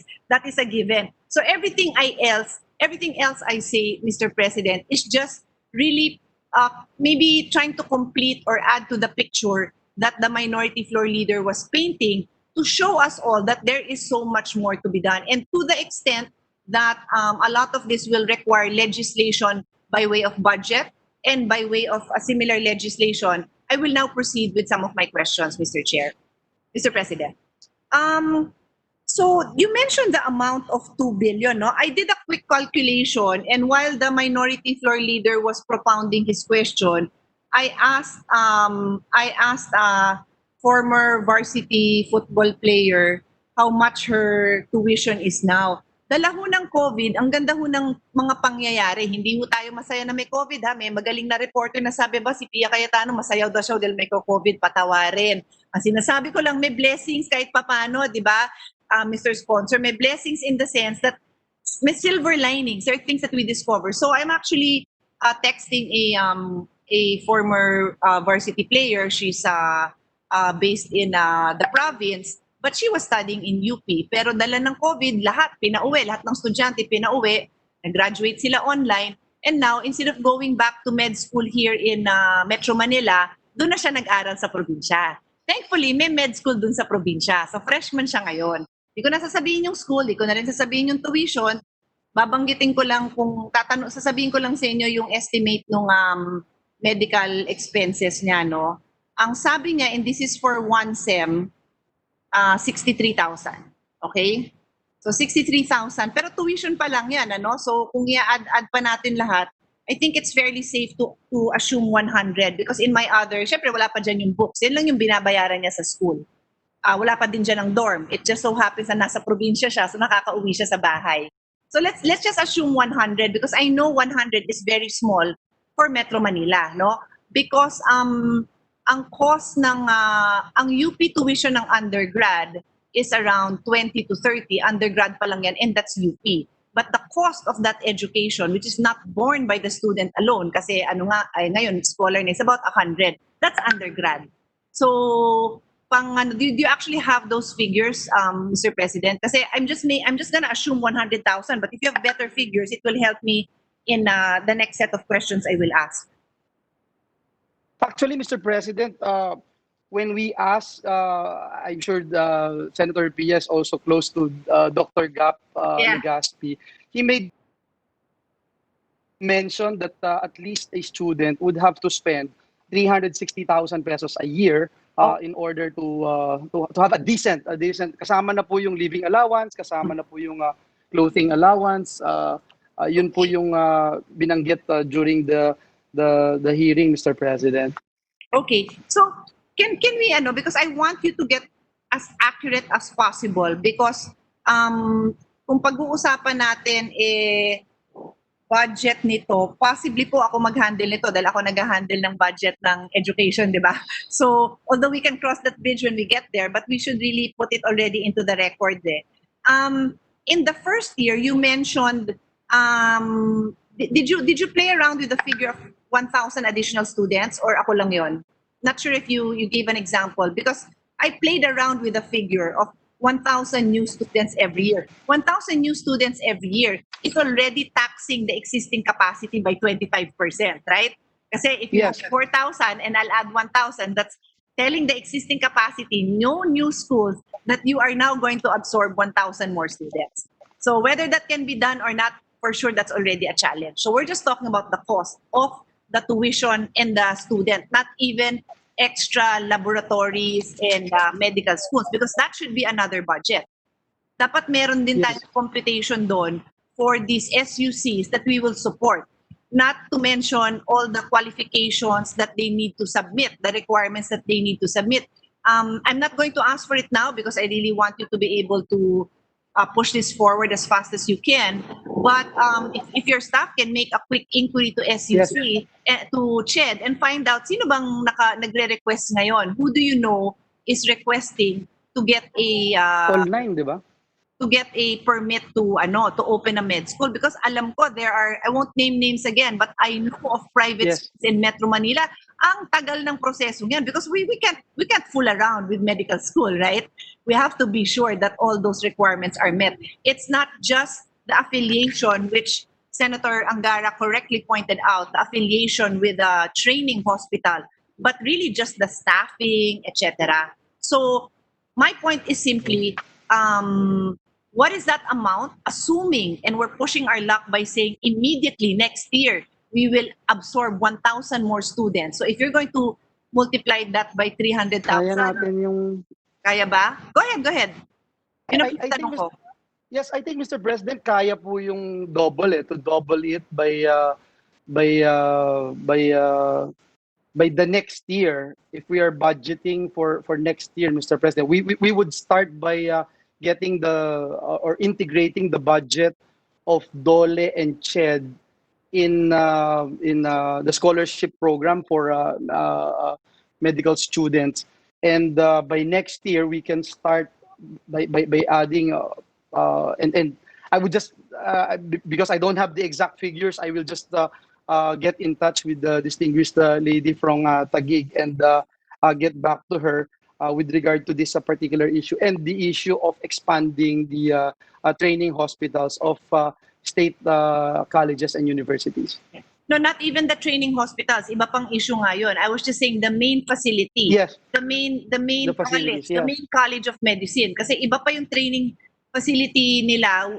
Iba pa yung affiliation nila with a hospital that has a full-blown services. Iba pa yung college nila which has labs and whatever it takes. So two budgets yon. The tuition and related expenses and then the putting up of the colleges in more SUCs, as you agreed with the minority floor leader, should be done.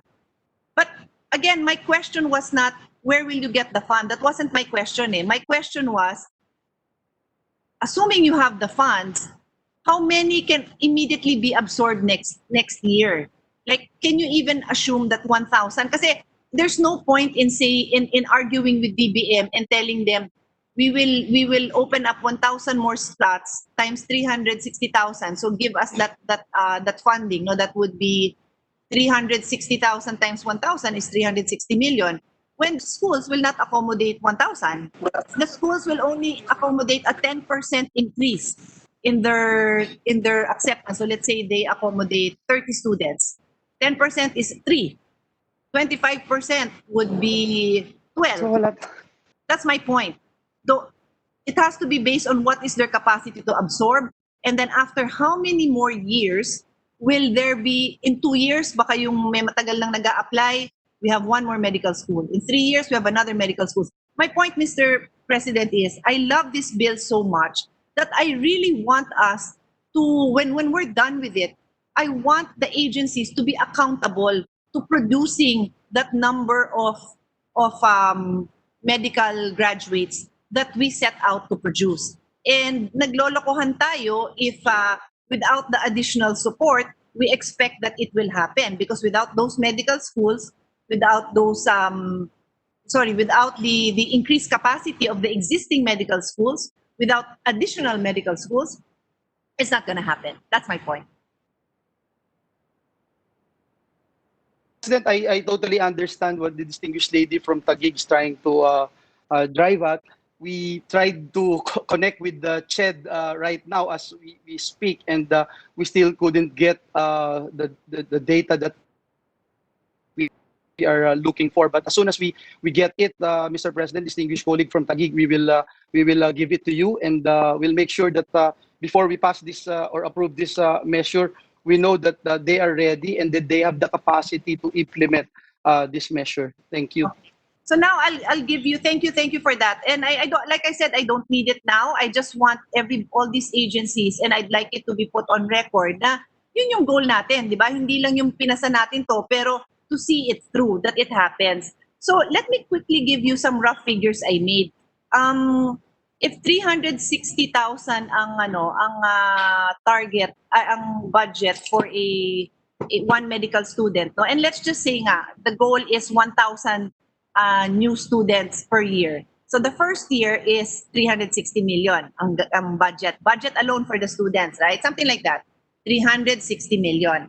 The second year, you now will have to budget 720 million because you have first year students and second year students, correct? Kasi the 360 was per year, I assume, right? Okay. Yes, you're correct, Mr. President. Okay, and then on the third year, you have 3 years na, so that's 1 billion and 80 million. So roughly 1 billion. And then on the fourth year, I just keep adding 360 million. That's 1.4 billion. Okay? So on the fourth year, you have first year, second year, third year, you have 1,000 students of each enrolled. And by the fourth year, you are now spending 1.4 billion. And then hopefully after that, nag-graduate na yung first, paikot-ikot na lang. So medyo steady ka dyan sa 1.4 billion plus inflation, correct? So in my mind, and of course there are surely better ways of computing this, but that's, to me, gives us a fair idea of, maybe that's why you said 2 billion. That gives us a rough estimate of what will be spent after 4 years. Kasi staggered yan, okay? And that's even assuming that these schools can accommodate it. Kasi this assumes that on the first year, may 1,000 students ka. On the second year, another 1,000. I really don't think that's gonna happen, actually. Okay? Did the sponsor note that? I took note of that, Mr. President, and you are correct. But let me point out that the figures that we mentioned would be the least, Mr. President, because if we're only looking for 1,000 additional, hopefully we'll be able to get more. Okay, so I just wanted those numbers to be spread into the record so that when we do help let the agencies make this happen, meron tayong basihan. It could be lower, it could be higher. Sabi mo nga, it can't be lower because this is already the lowest, no? So no problem naman, but at least we have something to start with. Yes, thank you. Okay. Mr. President, let me also point out, there was a question a while ago, how many universities, SUCs, are applying for a permit to be medical schools. There are about 6 of them applying for a permit to be medical schools, Mr. President, just to put that on record. Okay, and maybe we could ask, again, I will not wait for the answer and delay naman my full support for this. Pero kung matetext ka nila nung sagot or to follow, letter, better nga sana letter para we have that on record. what are the various stages of these applications? Malayo pa ba, or is it just minor? Para we know, di ba? This will really help us. And then regionally also sa map sana para makita natin kung ano yung distribution yung location nitong mga schools na nag-a-apply. I'll move now To that, Your Honor, thank you. Thank We'll you. do that. I'll move now to another point.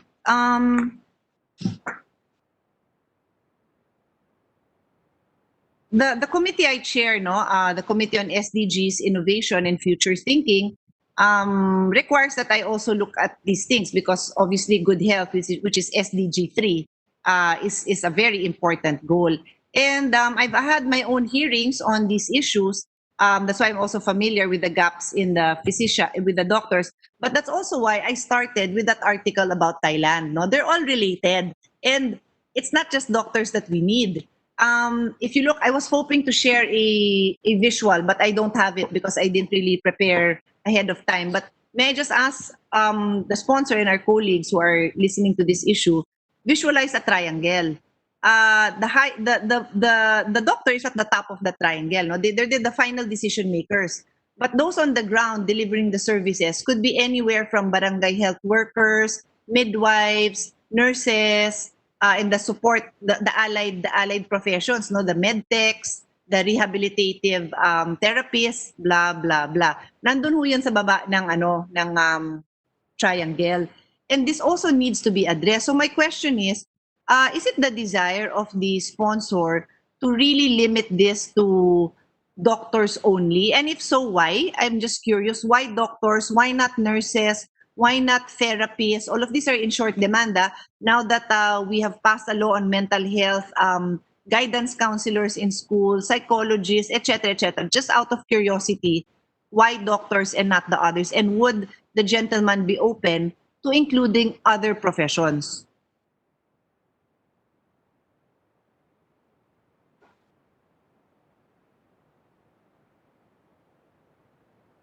Yes, Mr. President, do you hear me? Yes. Oh, yes. Wala. We hear you now. Yes, Hear you. yes, Mr. President. I'm yes, I'm open to that, but let me point out the reason for this, and I think the Senate President will also agree with me that it's just that the ratio right now of doctors versus the population has become really unacceptable. 3 to 10,000, 3 doctors per 10,000 is really not a good figure. In other regions, for example, in Soxargen, there are only about 675 doctors, which is 2.4% of our total doctors available in the country. In Mimaropa, they only have 410 doctors, which is only 1.4% of the total doctors in the country. Another reason why we wanted to focus on this particular area of producing medical doctors is the fact that there are two existing programs of DOH and CHED na gusto po nating i-integrate at pagsamahin at magawan natin ng maayos na sistema para sa ganoon po ay pag dumagdag na yung pondo para tukuyin itong mga problema, hindi lamang sa paglilikha o pagpo-produce ng mga bagong doktor, kundi in support na rin sa ating mga state colleges and universities offering medical profession. But at the same time, yung paglabas din po natin outside the public schools kasama yung private higher educational institutions. So ito po yung ilan sa mga reasons why we focus only on medical physicians, Mr. President, distinguished colleague. I understand. And I actually am very supportive of the need for doctors. But I just want to spread into the record that ang laki din ng gap natin sa nurses, no? And if you look at kasi yung committee po natin is SDG, Innovations and Future Thinking. If you apply future thinking and you look at the delivery of healthcare service, COVID has accelerated the understanding of and the acceptance of on digital medicine or telemedicine. Suddenly, all the resistance that was in place for the last decade or so that there were proponents pushing this have dissolved because both patient and doctor are suddenly very open to telemedicine. Okay, so the delivery of service, the actual I don't know, maybe you'd say decision maker would still be the doctor. But on the ground, in the rural areas, in the far-flung areas, it will be the nurses who are there. So I really believe, with all due respect, Mr. Sponsor, that you need to include them to really complete that picture. I have nothing against increasing the doctors. Gustong-gusto ko yun.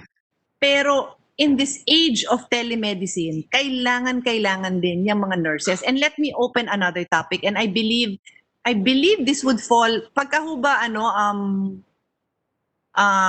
it would require PRC, it will go through PRC.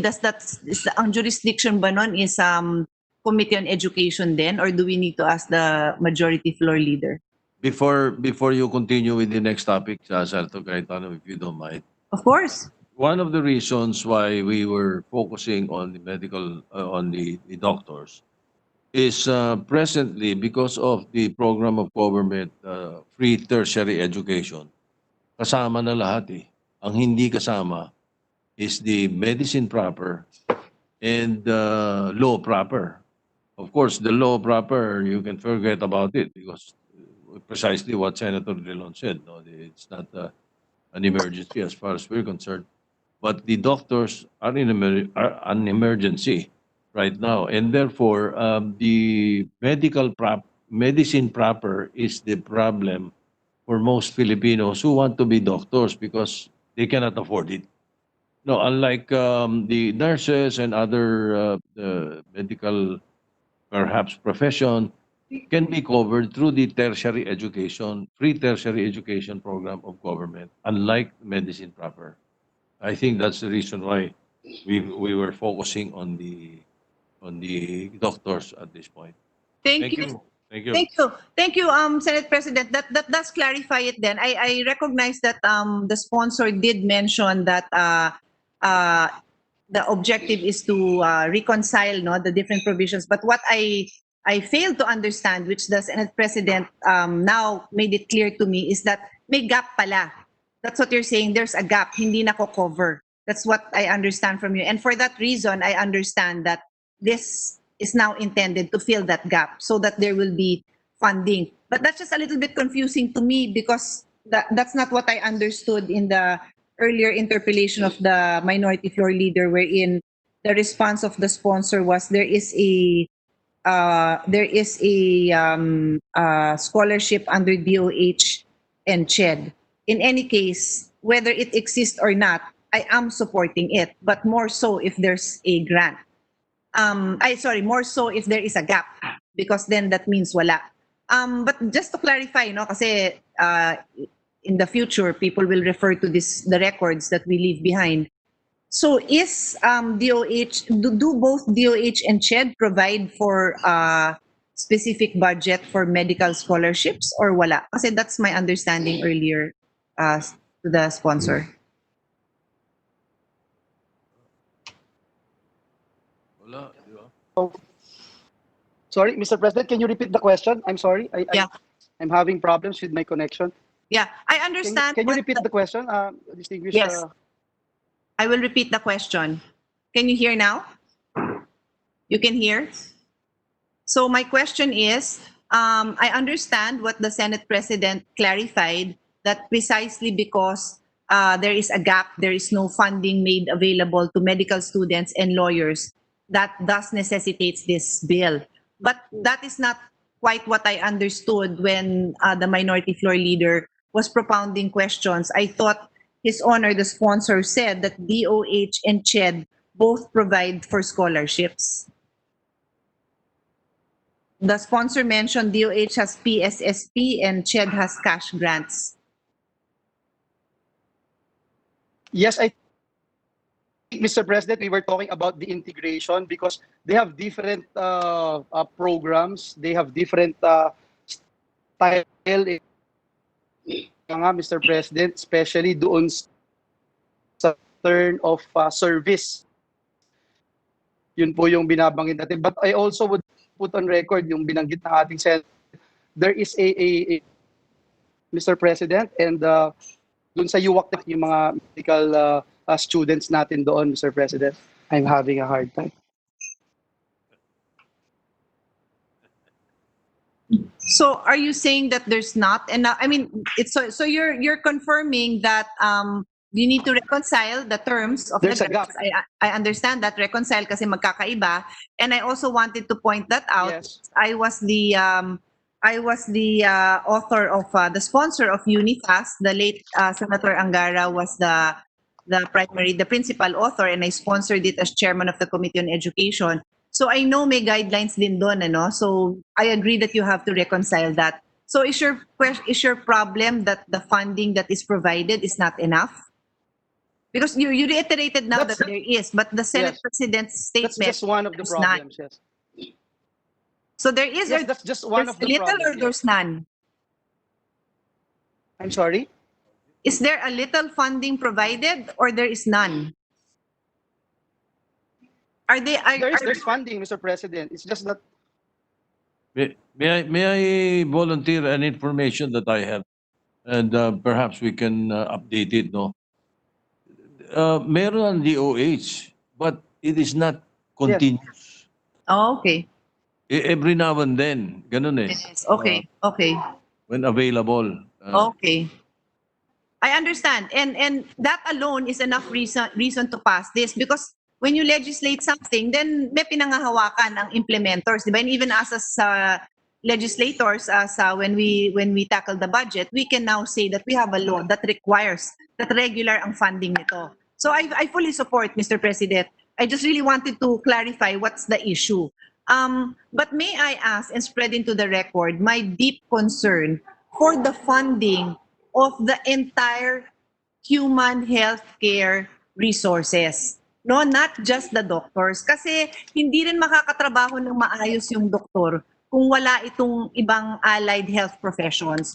So, of course, it is the prerogative of the sponsor if he would be willing to include the others, or if he is able to give us some kind of assurance that this will be tackled. But I share the concern of the minority floor leader that we will not really be able to address the depth of this health problem by this alone. And I'd really like to assist and support in whatever way I can to dive into supporting the other human health resources. Kasi kung wala tayong, in the same way that you're prioritizing this, kung wala naman yung katulong nila, mahirapan din talaga silang i-push, mahirapan silang gawin yung trabaho nila.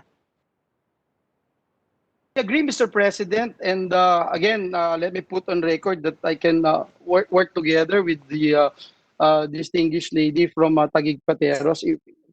I think and I feel that, and some of the authors already gave me their word that they wanted to focus lang muna sana, Mr. President, in this particular field, as mentioned a while ago by our Senate President, and to also just spread into the records, Mr. President, and to clarify the difference between CHED and DOH medical scholarship programs. In terms of coverage po, CHED's program only covers tuition fees, while DOH offers not just 100% tuition fees, but also provides subsidies and allowances, gaya ng books, transportation, lodging. The two programs also differ from, in terms of their return service component, with DOH imposing a longer duration. The penalty for not complying with the return service is stricter under DOH version.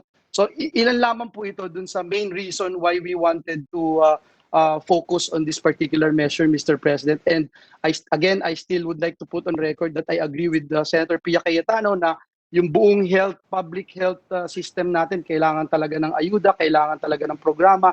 And I will be supporting her, Mr. President, kung may mga isinusulong po siya dito sa ating committee. So doon naman ako na-expose din sa practice nila. And just from my readings as well, in other countries, they have nurses, nurse practitioner and doctor's assistants. Now, again, the reason I bring this up is because this is the complete picture of the healthcare human resource. I'm not even talking about PhilHealth. I'm not talking about medical facilities. I'm not talking about medical technologies. I am simply talking about the human face of healthcare. Doctors, nurses, nurse practitioners, doctor assistant, may mga ganito. I remember earlier I asked, would that fall under your committee? And I said maybe we have to ask the Rules Committee. Itong bagong designation ng positions na ito. I remember a few years ago, nagdagsaan yung nursing school. Tapos meron silang 2-year nursing. Obvious naman na yung 2-year nursing na yon is for students who intend to practice abroad, because we don't have any plantilla position for nurse assistants in the Philippines. So in that sense, I'm just spreading into the record that there are these other positions that will greatly enhance the delivery of services. Doctor assistants and nurse practitioners. And these are, I believe, mga 4-year courses. But they're able to unload the job of the doctor. I hope the sponsor understands what I'm driving at. I'm not trying to veer away from the topic, but I feel it is very relevant because in due time, if somebody, I don't know if that will be me, will file bills either creating these positions, yung nurse practitioner, doctor's assistants, or batting for more sponsorship for the other allied health, ayoko pong maging point of contention natin na kasi yung pondo natin nandun for the doctors, di ba? I'd like to know from the sponsor if he also shares that point of view, that it should be a holistic view, no, with all those targets in mind down the road. I don't mind if we cannot target it now, but whether we are able to achieve this in 1 year or in 2 years, we should be able to find a way to use that limited amount of funding to little by little cover that whole sphere of human health resource. Does the sponsor agree? Well, I agree, Mr. President, and again, I don't mind if it will be discussed in this committee or with the Committee on Health or in your committee, Mr. President. I'd be very supportive. It's just that, again, as mentioned earlier, the doctor shortage is really unacceptable already. And if I may just share with you, Mr. President, distinguished colleague, my experience when my sister, Mayor Johnny, got ill, and she couldn't get a number of doctors that would look into her situation, specializing in vasculitis, because there's just one doctor in St. Luke's who can actually look for her, Mr. President. And yun nga po, nung dinala na po siya, it's too late na agad, ang bilis, in a couple of days. She's already in the ICU, and in a couple of weeks, she passed away. So again, even when you talk about the medical doctors, napaka-komplikado po eh. For example, the expertise, ito ba ay general physician lang, etc. Right now, the Department of Health and the feedback that we are getting with this coronavirus pandemic, talagang kulang na kulang po yung mga physicians natin, and yung basic health needs ang talagang kailangan po nila. So and that's the main reason why we are very passionate about this measure, but it doesn't necessarily mean that we are not as passionate in passing or approving a measure that would increase the number of health workers, nurses, doctor assistants, Mr. President. Thank you. Thank you. And actually, I will end my interpellation there because, as I said, I started with expression of support, and I will end with expression of support. But I'm happy enough that I was able to spread into the record and have a bit of dialogue with the sponsor on the need down the road. We cannot tackle everything all in one day for that complete picture of the human health resources, because That's really the only that really should be the goal. No, we should not end with the goal of having enough doctors. We should end with the goal of um, having enough human health professionals Definitely. in all the areas that they are needed. So I end there, and I congratulate the sponsor, and I thank him for the time, and also the proponent, the Senate President, birthday celebrant. Thank you. Thank you, Senator Pia. And may utang po kami sa inyo. We'll get back to you, Mr. Okay. President, distinguished That's for colleagues. us naman. Thank you. The data is for all of us, not just for me. Yes. Thank you. Thank you, Mr. President. Thank you to the to the lady senator and the gentleman from Bulacan. Thank you. Thank Mr. you. President, Thank you. I know there was a request from the Senate President that we will end at 5 o'clock, but maybe we can entertain interpellations from Senator Cynthia Villar. Mr. President, I move that we recognize Senator Cynthia Villar, Mr. President. We recognize Senator Cynthia Villar. I just want to ask, of course, I want to greet our Senate President, happy birthday, and this very nice bill. But sinabi dito sa bill na to, ang iaano natin is scholarship for doctors. But from my knowledge, di ba free education tayo sa SUCs? So, pag nag-aral ka sa medical school ng SUCs, libre ka sa pag-aaral ng medicine. Pwede ba natin tanungin yung sponsor if he agrees with this? Yes. Yes, Mr. So- President, thank you, Senator Villar, for that question. Hindi po kasama doon sa UWACTEA, yung pong pagbabayad ng tuition fee para po sa ating mga medical doctors na nagnanais na maging doktor doon sa siyam na SUCs po na nag-o-offer. So, yung ng, ating medicine. scholarship natin sa SUCs, hindi kasali pag kukunin mo medicine? Is that true? Kala ko ba Yes, universal opo, hindi po. education yan, hindi kasama? Hindi po, Mr. Maybe we President. should include that. Kasi ako, tingin ko, dapat magtayo lahat ng bawat region ang isang SUCs ng isang medical school. Yeah. Kasi nakita nyo as Senator Drillen mentioned, ang listahan mo, siyam lang ang may medical school sa SUC. At nagdoble pa yung Region 1. Kaya meron tayo na siyam na region na walang medical school ang SUCs. So, pag tinayuan mo yan, there are 17 regions in the Philippines. I think makukuha natin yung target na tinatarget mong number of doctors. At nasa buong Pilipinas pa sila. So, hindi tayo mangyayari na sa region mo, walang doktor. O, katulad mo, sabi mo, nagka-problema yung kapatid mo, would you believe walang SUCs sa Region 3 na may medical school? Can you imagine that? Region 3, napaka-developed ng Region 3, walang miski isang medical school, isang SUC na may medical school. Hindi ba odd yun?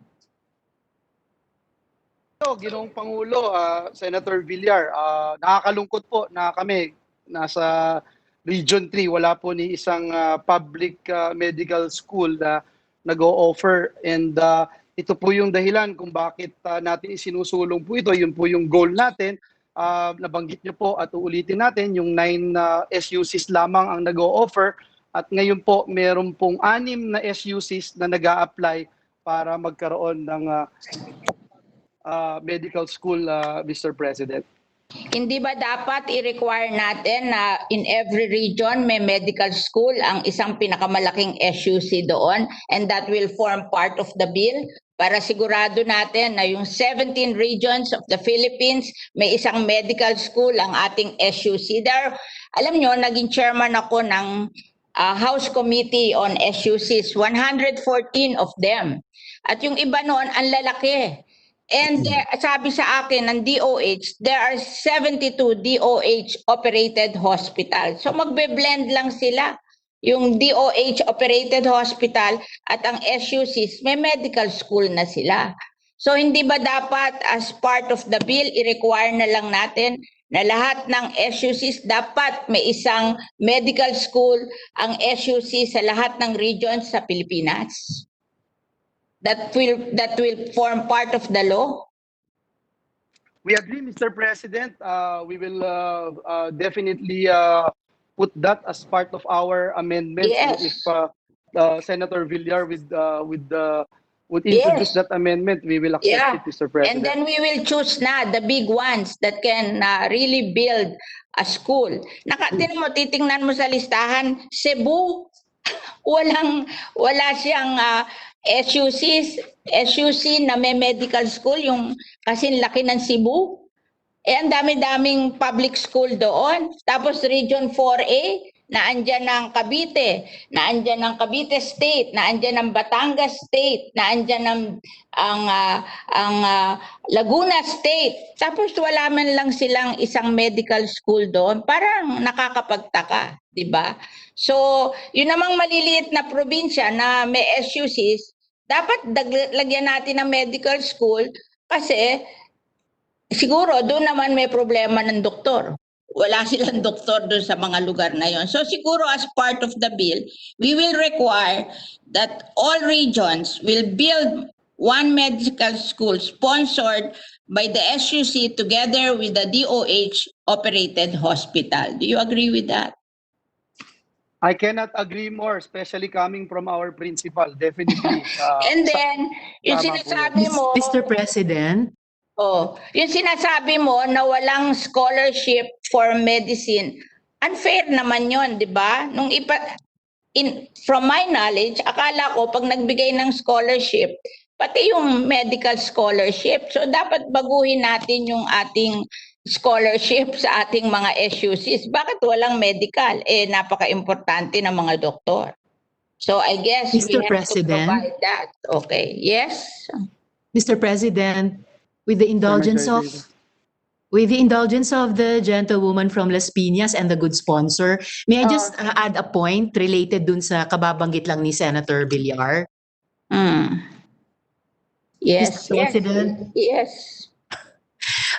Mr. President, the consideration po of the good sponsor and the gentlewoman from Las Piñas, kaugnay po nung punto nila kanina tungkol sa posibleng coordination between SUCs at mga ospital sa bawat region.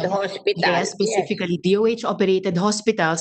Baka yung isang modelo na pwedeng further tignan ng good sponsor ay yung tinatawag nilang teaching hospitals. Baka isang mode yon ng partnership between the DOH-operated hospitals at yung mga SUC sa bawat rehiyon. Salamat, Mr. President. Salamat sa dalawang kasamang senador. Thank you, Senator Risa. We'll take note of that. Thank you. And then, ilagay natin, Thank you, sponsor. at Mr. President, ilagay natin doon sa provision ng scholarship sa state universities and colleges, ilagay natin yung medical. Bakit hindi kasali yun, di ba? Why hindi isinali yun? Akala ko lahat ng kursong kukunin mo sa state universities and colleges, libre ang tuition. Yes, Senator Drilon. Yes, just to put on record for Senator Villar, the reason why law and medicine are not included in the free tuition is because they are graduate studies. Only basic tertiary education are now benefited by the scholarship program. There is nothing wrong or there is nothing to prevent us from including medicine. And I'm glad that you found merit in my suggestion to ramp up the establishment of medical schools sa lahat ng every region and with the state universities. To start with, to have one in every region. And here, Madam, Mr. President, I would suggest strongly to the sponsor to sit down and with CHED or whoever and come up with a very specific program which we can incorporate in the law. bill, So in that the law. Yes. we will not be guessing. Alin bang Yes. unahin natin, No, how no. much is involved, etc. So get some details so that when you present the committee amendments, it has the input Detalyado na. of Yeah. the other agencies in charge with this. But conceptually, I am glad that Senator Villar agreed. We should have to start with It, one in One every region. region. So can you Yes. imagine Cebu?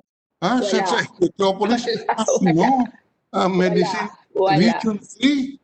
So this is a good policy. This is a policy that we should push and incorporate in the law beyond a scholarship fund. Thank you, Yeah. Mr. President. Tapos ilagay natin, With the kind indulgence of Senator yes, Villar, yes. Okay. Senator Soto is recognized. Mr. President, I hope you don't mind. Senator Villar, Senator Drilon, and of course the sponsor, Senator Villanueva. I needed to butt in because I wanted to, first of all, concur with what they are saying, but there are certain points that has to be taken into consideration. First, bakit may mga regions na walang ospital or walang medical school? Meron. No. Meron. Bakit walang region na walang medical school? Ayaw lang nila. Merong ospital, may No, issues. sorry. It was a mistake. I didn't mean hospitals. I meant medical school. Bakit may mga region walang medical school? Kaya nga re-require natin. Ang isang dahilan is because walang pumapasok, mahal. That's the main reason. We've done research on this eh. The main reason is gustong mag-doktor ng mga bata, hindi kaya ng magulang. Kaya ibang course ang papasukan or at the most, nurse. So, first things first, gawin nating libre ang pagdodoktor ng Pilipino, magtatayo ng eskwelahan yung iba at magkakaroon ng eskwelahan.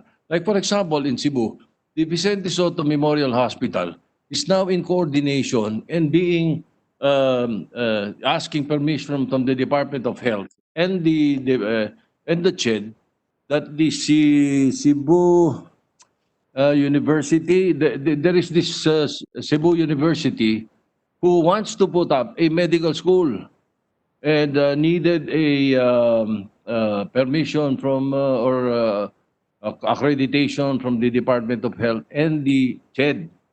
But again, they tell me that one of the reasons is walang pumapasok basta-basta unless nga gawin ng gobyerno na katulad ng ginagawa natin sa tertiary education at good that it was pointed out by the minority leader. Kasi pag medicine proper and law proper, hindi kasama sa tertiary education free natin. That's why itong bill na to, gusto nating isama ang medicine proper na libre. And then, that's the first step. The second step comes the point of the distinguished lady and the rest, which is, then we should have medical schools in every region. Pero importante muna is, gawin nating libre para sa Pilipino. Basta dapat Pilipino ka, gusto mong gusto mong maging doktor, gagawin ka namin doktor. Gobyerno dapat ang gagawa nun. Tingnan nyo, dadami talaga doktor. Believe me, the research that we have on this, napakadaming gustong magdoktor, walang pambayad ang magulang. That's the main reason. So again, thank you for the support and thank you for the attention. Thank you very much. Mr. President. Thank you, Kaya- Senator President. Maraming salamat po. And just to put on record, Mr. President, yung binabanggit po ni SP is Cebu Normal University. Ito po yung nag-a-apply ngayon na For become a Vicente medical school. Soto. Oh, yeah. Alam nyo, pag familiar kayo sa Mr. President, sa mga SUCs, ang daming magagaling na SUCs.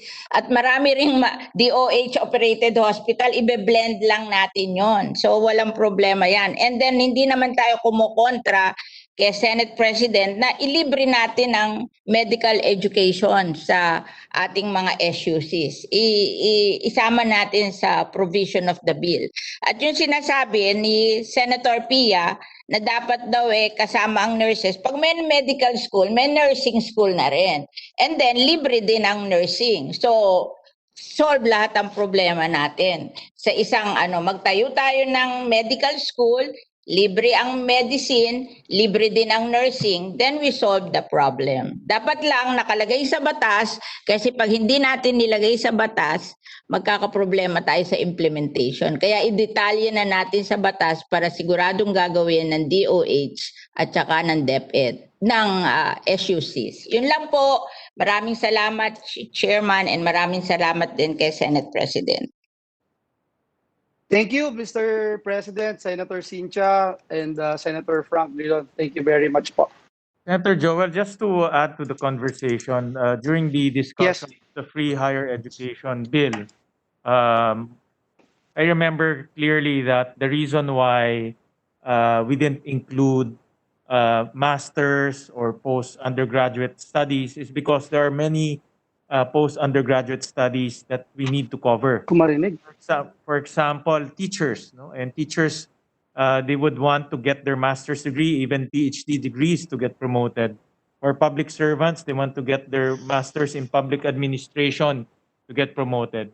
So I think this is a very good law in which it addresses a need, a particular need. It's a good special law that addresses a particular need of our country, which is doctors and also maybe in the future nurses. Kaya ho hindi ho sinama yung ibang mga master's degree because ang dami pong mga master's degree. For example po, guidance counselors, masters in education, masters in other profession that they're also asking equally for the same treatment. So that's why we prioritized the undergraduate degrees in the free higher education bill. So with that, Can I make a comment on that? Kasi yung medicine, can I make a comment on that? Kasi yung medicine, you cannot practice medicine without finishing the medical degree. Unlike the others, even if you don't finish the master's, you can work, di ba? But medicine is different. You have to finish it, although 2 courses yung pre-med and medical school, pero you cannot practice medicine without finishing both. So, exception yung doctors kasi it's really you have to finish the 8 years. Okay. So, I guess we have to make an exception sa doctors. yes, ma'am, and that's why this bill is timely, also targeted because doctors really need a lot of support in order to finish their profession and in order to practice. Tama ho kayo, ma'am, dahil kung pre-med lang, hindi rin sila makaka-practice. So with that, majority floor. Thank you very much, Mr. Chair, acting presiding officer for giving us in reminding us of what transpired during the deliberations of free higher and technical education program, Mr. President. Thank you. Yes, Mr. President, in line for questioning is Senator Richard Gordon. We may proceed with the questions, Mr. President, because the Senate President had asked, I believe, Senator Gatchalian to preside while he had to leave. So, Mr. President, may we recognize Senator Richard Gordon, after which will be Senator Ralph Recto to ask questions. We recognize Senator Gordon. Thank you very much, Mr. President. Thank you very much, Majority Floor Leader. Will the gentleman yield to a few questions? Mr. President, especially from our mentor, Senator Richard Gordon, also from the region of Central Luzon. Our fellow senator from the same region. I'm just going to ask a few questions, Mr. President. I really think it's a bill that is very timely. We need doctors. The COVID pandemic has shown us how tired our doctors are.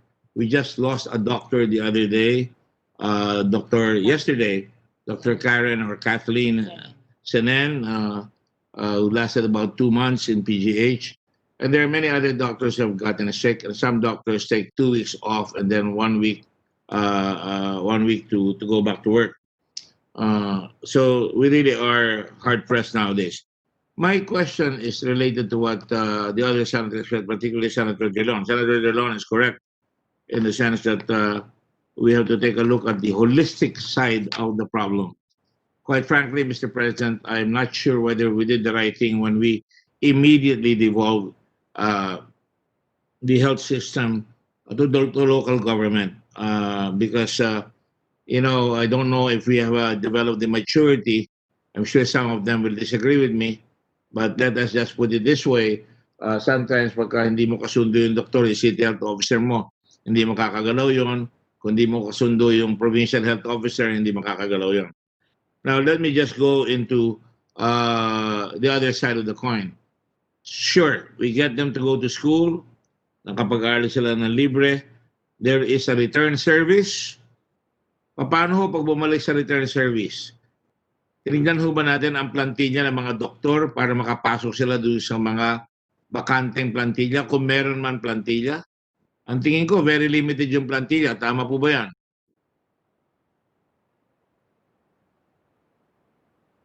Mr. President, there are about 8,840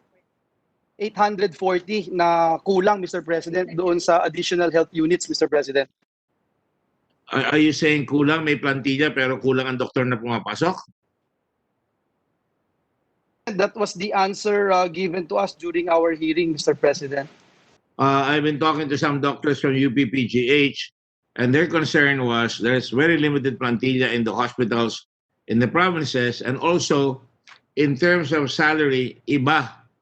Mas mababa kung minsan yung local government salary kaysa doon sa standardized salary. So even if we allow our doctors to go to the provinces, they will not have that incentive unless we really equalize and have a standard for salaries for our doctors. Would you agree with that, sir? Agree, Mr. President. Yes, that's correct. Because at the same time, balita ko, ngayon, dati SG-16 lang yung medical officer. SG-16 at ang sweldo niya ay about 32,000. Ngayon, yung mga doctors to the barrio, SG-24, umaabot na sila ng 85,000. But still, makita nyo, out of the whole country, there are about 278 municipalities that have not been able to hire a doctor. Is that correct, sir? President, you're correct. And we all know, I think about 2016, it could be lower now. We all know that 6 out of 10 Filipinos will die without probably ever having been able to see a doctor. Yes, That's correct, why Your your Honor. bill is very relevant. But in order for this bill to succeed, tama yan, we have to democratize access to medical schools. And I agree with everybody when they say itong mga SUCs natin dapat magkaroon ng medical schools. Ang tanong ko naman dyan, are we going to get the teachers? Because, of course, we all know that doctors just don't minister to their patients. There are doctors who will probably be teaching. There will probably be doctors who will be undergoing research. As Senator Cayetano referred to it in Thailand, they conduct researches for virus vaccine. There will be doctors who will stay in the administration of public health, particularly in the cities and in the national government. There will be doctors in PhilHealth, even if sometimes they overdiagnose.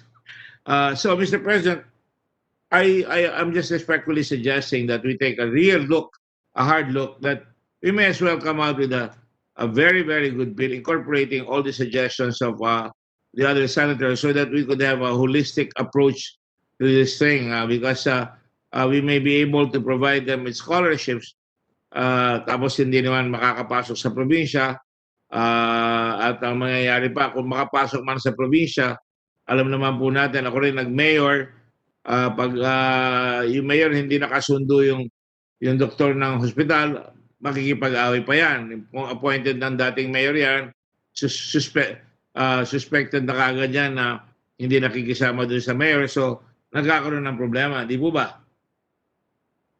In fact, do you agree with that, sir? Then,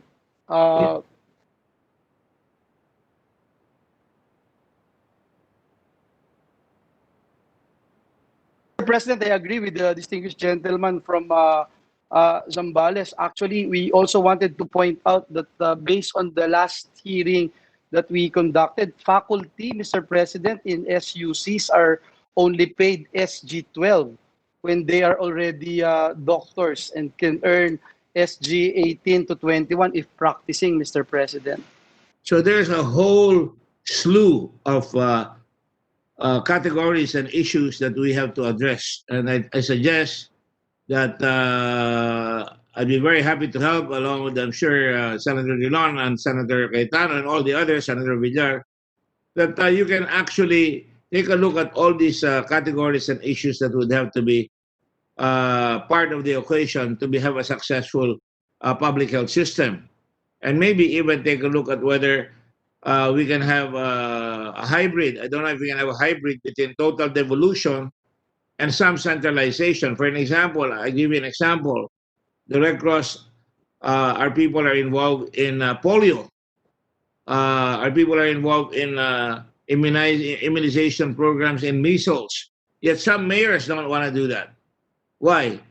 Because some mayors, and I'm saying some, not all, would rather buy antibiotic medicine where they get a 30% kickback rather than going to polio where there's hardly any kickback. Would you agree with that, sir? It's unfortunately happening, Mr. President. I agree, Mr. President. That is a reality, and reality bites.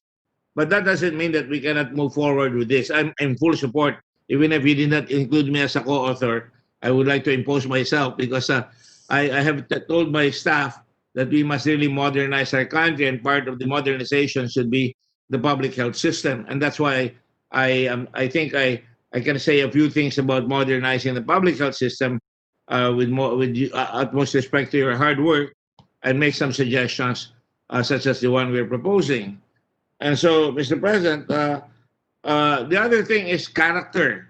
The doctor is a knowledge-based individual. He is an expert in his field. On the other hand, when you come to the local government, you're dealing with a politician. And there the twins may not meet. That's where the problem will happen, because he is a doctor who has the knowledge of how to address a public health issue or how to address the hospital, how to make it better. But it may collide with somebody who is not really respectful of the talent. And that is why I think you're aware of the fact that I always say good skill, not good luck. Because I think skill is the one that everybody should recognize. In other words, everybody's got to earn their place in society, not be rewarded by patronage. But as you and I know, a lot of patronage exists in the local government. But again, that is not the reason why we should stop this bill. We should move forward and make that part and address that part of the problem. Would you agree, sir? Agree, and I would say amen to that, Bishop Richard Gordon. Thank you. I'm just trying to enrich the firmament of our scope and dig a little. And I know that you have dug a lot, and I'd like to share in the digging, because if we do not, we will have less doctor teachers.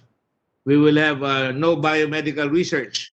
I would like to have a lot of doctors, an excess of them, so that some of them can choose not to heal, but to find medicine that would heal.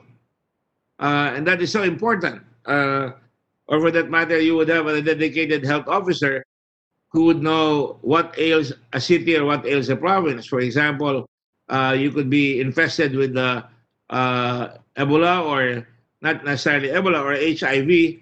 He must know how to handle it. But if it's not the priority of the mayor, as they're having in the United States, there's a lot of debate in the United States between mask wearing and no masks, or disagreement between the President of the United States and Dr. Fauci. Before, magkasama sila.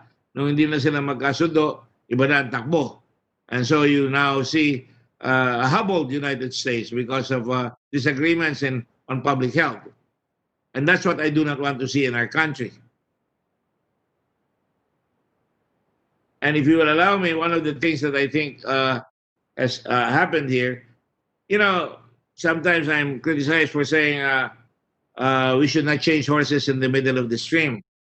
because although I'm not totally happy with the the Secretary of Health, I am now also very insecure about who you're gonna change him with, because as you can see, in the case of PhilHealth, we have changed every 2 years.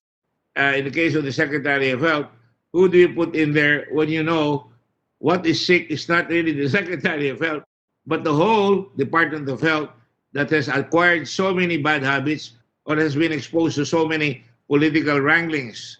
And that is why I think the Senate, which is a senior house, should be really more circumspect in tackling these issues so that we can have an overview and the correct solution for the malady.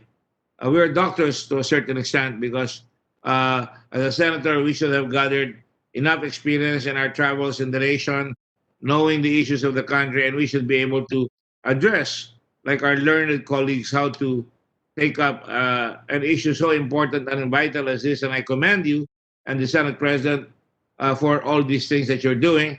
And we'd like you to succeed, and we'd like all of us to succeed. Now, Mr. President, the other thing that we need to do is to make sure we can properly forecast. Tama si Senate President Soto. Talagang hindi makabayad yung mga tao na maging doktor. In fact, pati mga nurse nga pinagbibili yung kalabaw para maging nurse. And when you start talking about our doctors, you have 84,000 doctors. A lot of them are missing. To be precise, you said 56,234 are accounted for. Some of them are probably retired. Some of them probably can't hack it. Some of them have become nurses abroad. They follow their wives who are nurses, and when they got there, they took the nursing exam. What an indignity for a Filipino doctor to take an exam, because he may not be able to pass the rigors of a medical board abroad, and he chooses to get a better life by being a nurse. And I know some of them have done that. That is the tragic thing about our education, Mr. President. That is why we really have to ratchet up our education, not just quantity of education, but quality. As you say, you have SG 12 teaching somebody who's going to be an SG 24. I think that's ridiculous, Mr. President. So, Mr. President, again, those are just simple points that I'd like to raise. I don't want to prolong this discussion. I think you know what you're doing. I think you're a listener, and so is the Senate President. And I think we can all get together with this and come out with a good bill that will hopefully save our public health system, including our infamous PhilHealth, which I've gotten to call it fail health. And I'm not just talking about the insurance system, but we have failed our countrymen because, like we said, many of them will die without ever seeing a doctor. Many of them are being unfairly diagnosed by people who are pushing the drugs from a medical company that has given special privileges to the doctor. And that is why it's so important also that not only do you produce great doctors like in the UP, the business of a law school is not to produce great lawyers, but to great lawyers, Mr. President, if I remember correctly. That one. Then Senator Dillon doesn't have to quote Shakespeare by saying, let's kill all the lawyers. First thing is let's kill all the lawyers, Mr. President. But of course, we all know that there are certain malpractices that are occurring. So part of the medicine must be, the medical school must be to train, to really hone them in proper medical ethics. For example, I've heard doctors will say, uwi na ako, naka-boundary na ako. Meaning to say, ang bayad ng doktor, per pasyente, bayad kagad. Pag nakuha niya na yung 5,000 niya o 7,000 niya sa probinsya, uwi na yan o mag-golf, and then he'll go there the next day. Important thing is to have him exercise the proper ethics that is totally service-oriented, because he is a healer. That's what they used to call them, a healer, Mr. President. And if he makes it a business, then he is really turning his back and becoming a hypocrite instead of following the Hippocratic Oath. Do no harm, Mr. President. Thank you very much, my good colleague from Central Luzon, and thank you very much, Mr. President, for allowing me the time for these short questions, if I may. Thank you.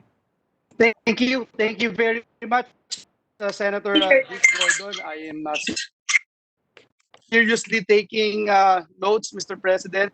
I believe in the importance of forecasting, training, medical ethics. It's always a joy and privilege to listen to the views and statements by our distinguished colleague from Zambales, the gentleman from Zambales, especially in reforming our medical public service. Thank you very much and appreciate it, distinguished colleague. Yes, thank you, Mr. President. With that, we'd like to also recognize for the next interpolator, our distinguished Senate President Pro Tem, Senator Ralph Recto. Thank you very much, Majority Leader. Thank you, Mr. President. First, let me congratulate the sponsor of the measure. I've read the bill, and it's a very well-written committee report to begin with, no? And I support the committee report of the distinguished sponsor. In fact, together with Senator Soto, I am one of the principal authors of this measure, and I've filed this in many congresses. This particular measure and another measure, which is the One Town, One Doctor bill as well, no? But let me begin by asking the sponsor, for 2020, how much is the budget allocated for medical scholarship? First of all, Mr. President, let me point out that the most of the committee report ay galing po sa inyo, Mr. President, at sa, of course, sa ating Senate President. Doon po sa budget ng Department of Health at ng Commission on Higher Education, for this year, 512 million pesos po ang budget for this particular measure. Yes. For this particular program, Mr. President, to break down, Mr. President, 345 million from DOH at yung CHED naman 167 million at Correct. pong sa CHED ay nakafocus lamang doon po sa mga state colleges and universities natin. That's correct. Isn't it that every year tayo sa Senado naglalagay ng budget na to? And it is Yes. not an institutional budget in CHED or in the DOH to begin with. Yes, Mr. President, you are correct, Mr. President. Diba? And that's why the Senate President and myself filed this bill to institutionalize the budget for scholarship. As simple as that, Mr. President. No? Okay. Of course, realizing, and let me echo what the Senate President said earlier. No?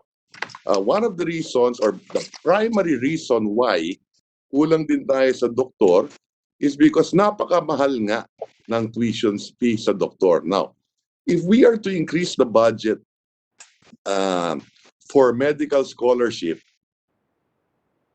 isn't it that how it will operate? You're creating more demand, and therefore the private sector, even SUCs, will now invest in medical Yes. schools. Isn't that correct? Definitely, Mr. President, you're correct.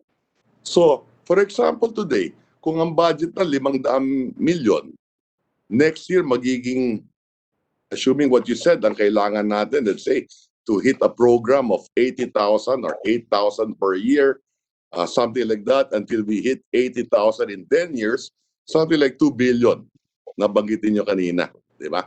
Yes. So, kung regular ang budget sa scholarship, at hindi ganun kamahal in effect, wouldn't the private sector then realize that, okay, I will make investments and build more medical schools?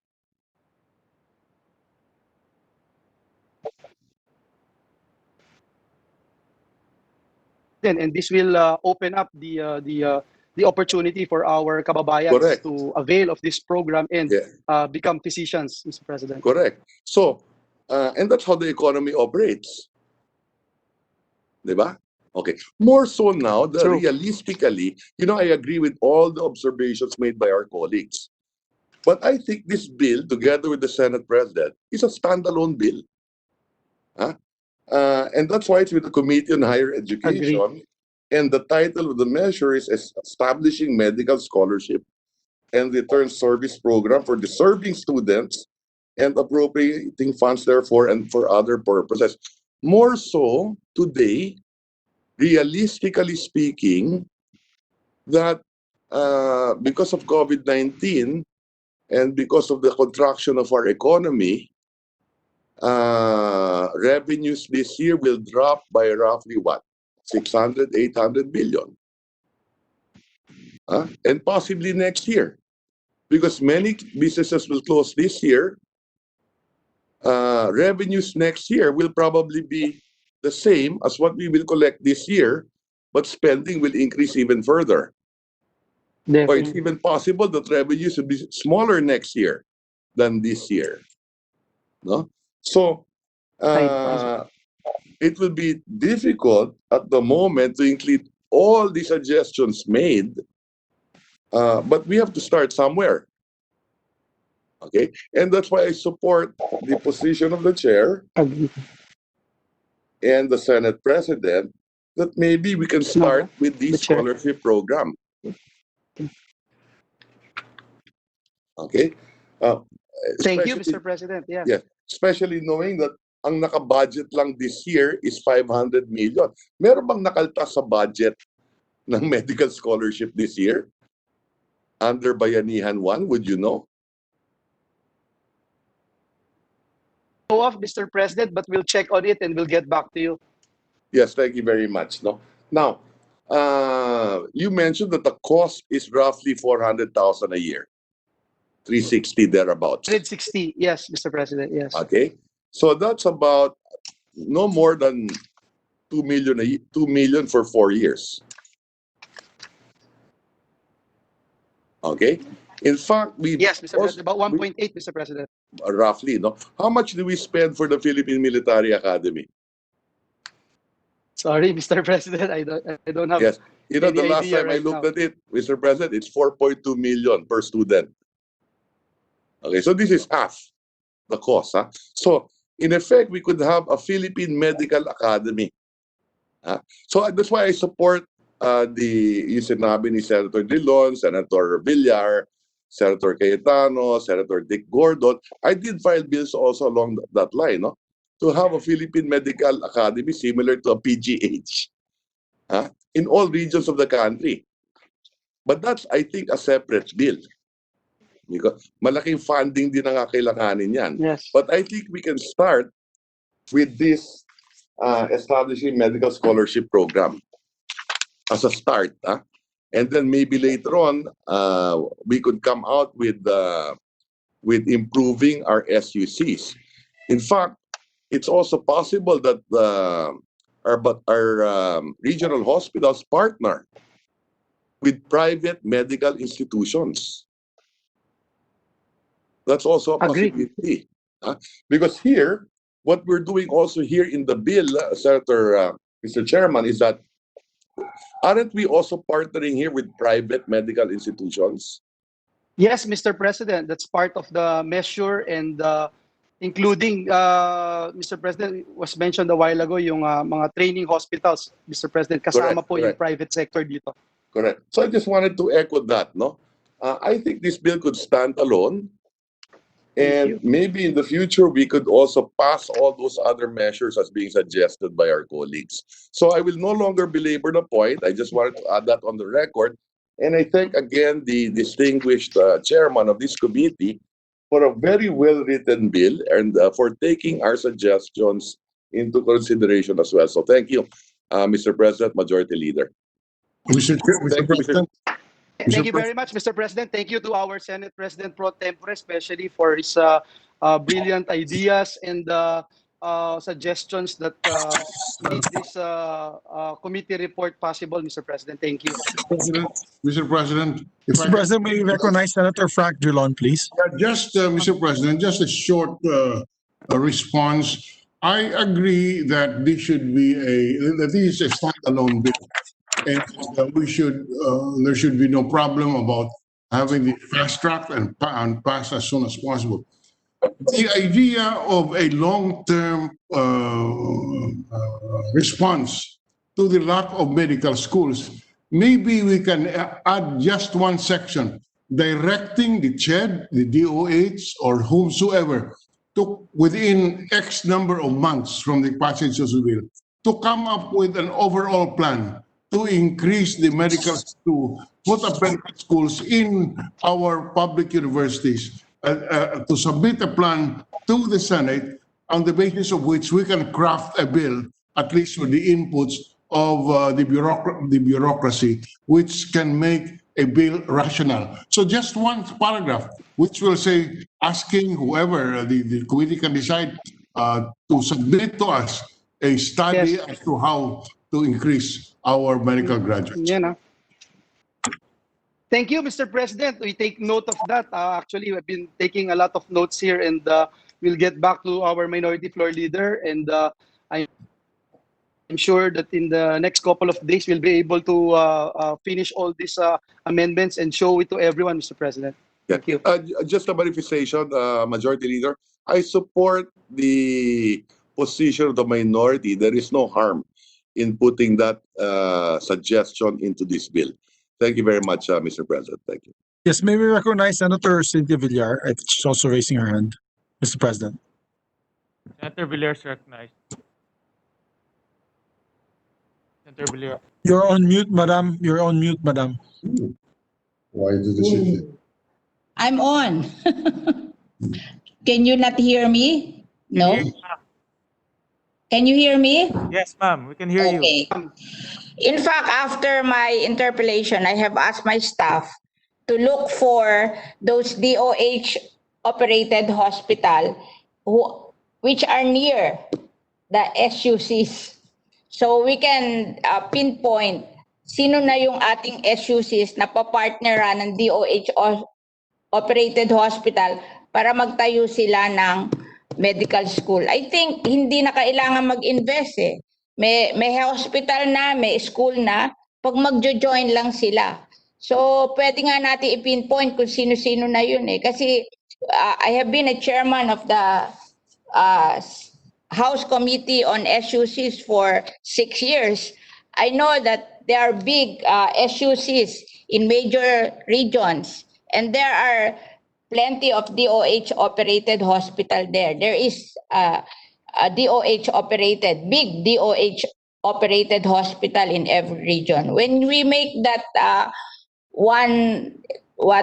Senator Drilon na isang, we can be specific para sigurado na gawin na natin, di ba? Bakit magbe-bake pa tayo? Pag sinabi mo magplano, baka hindi pa magplano eh.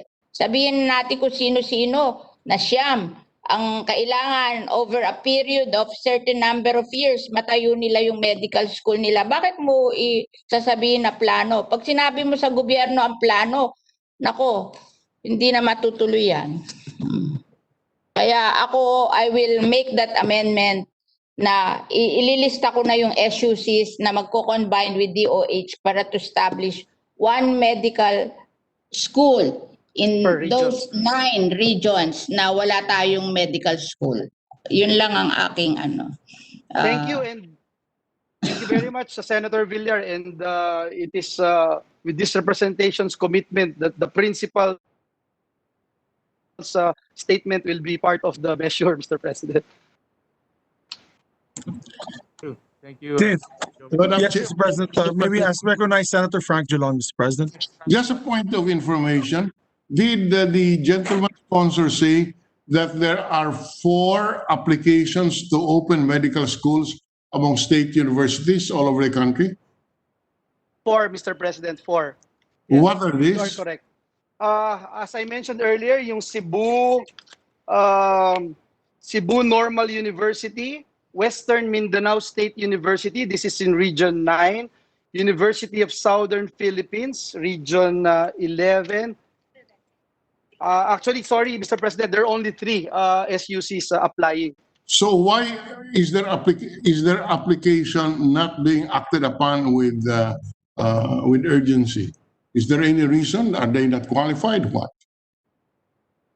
There is a process, Mr. President, and they have reached different stages, Mr. President, and I will report to the body, Mr. President, the status as earlier requested by Senator Pia Cayetano.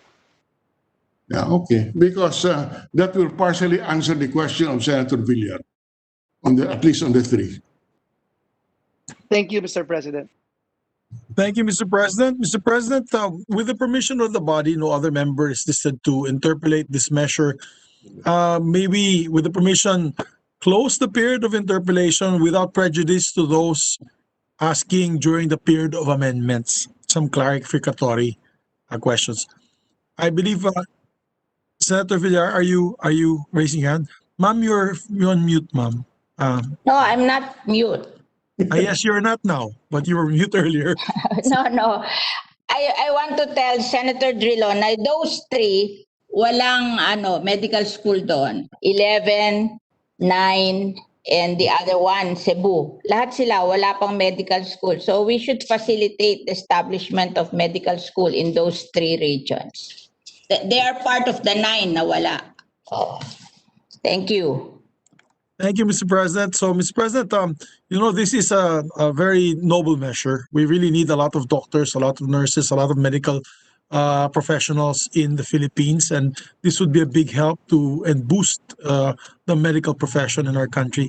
So, therefore, Mr. President, without prejudice to those colleagues of ours who would like to ask clarificatory questions during the period of amendments, I move that we close the period of interpellation, Mr. President. I so move. The objection?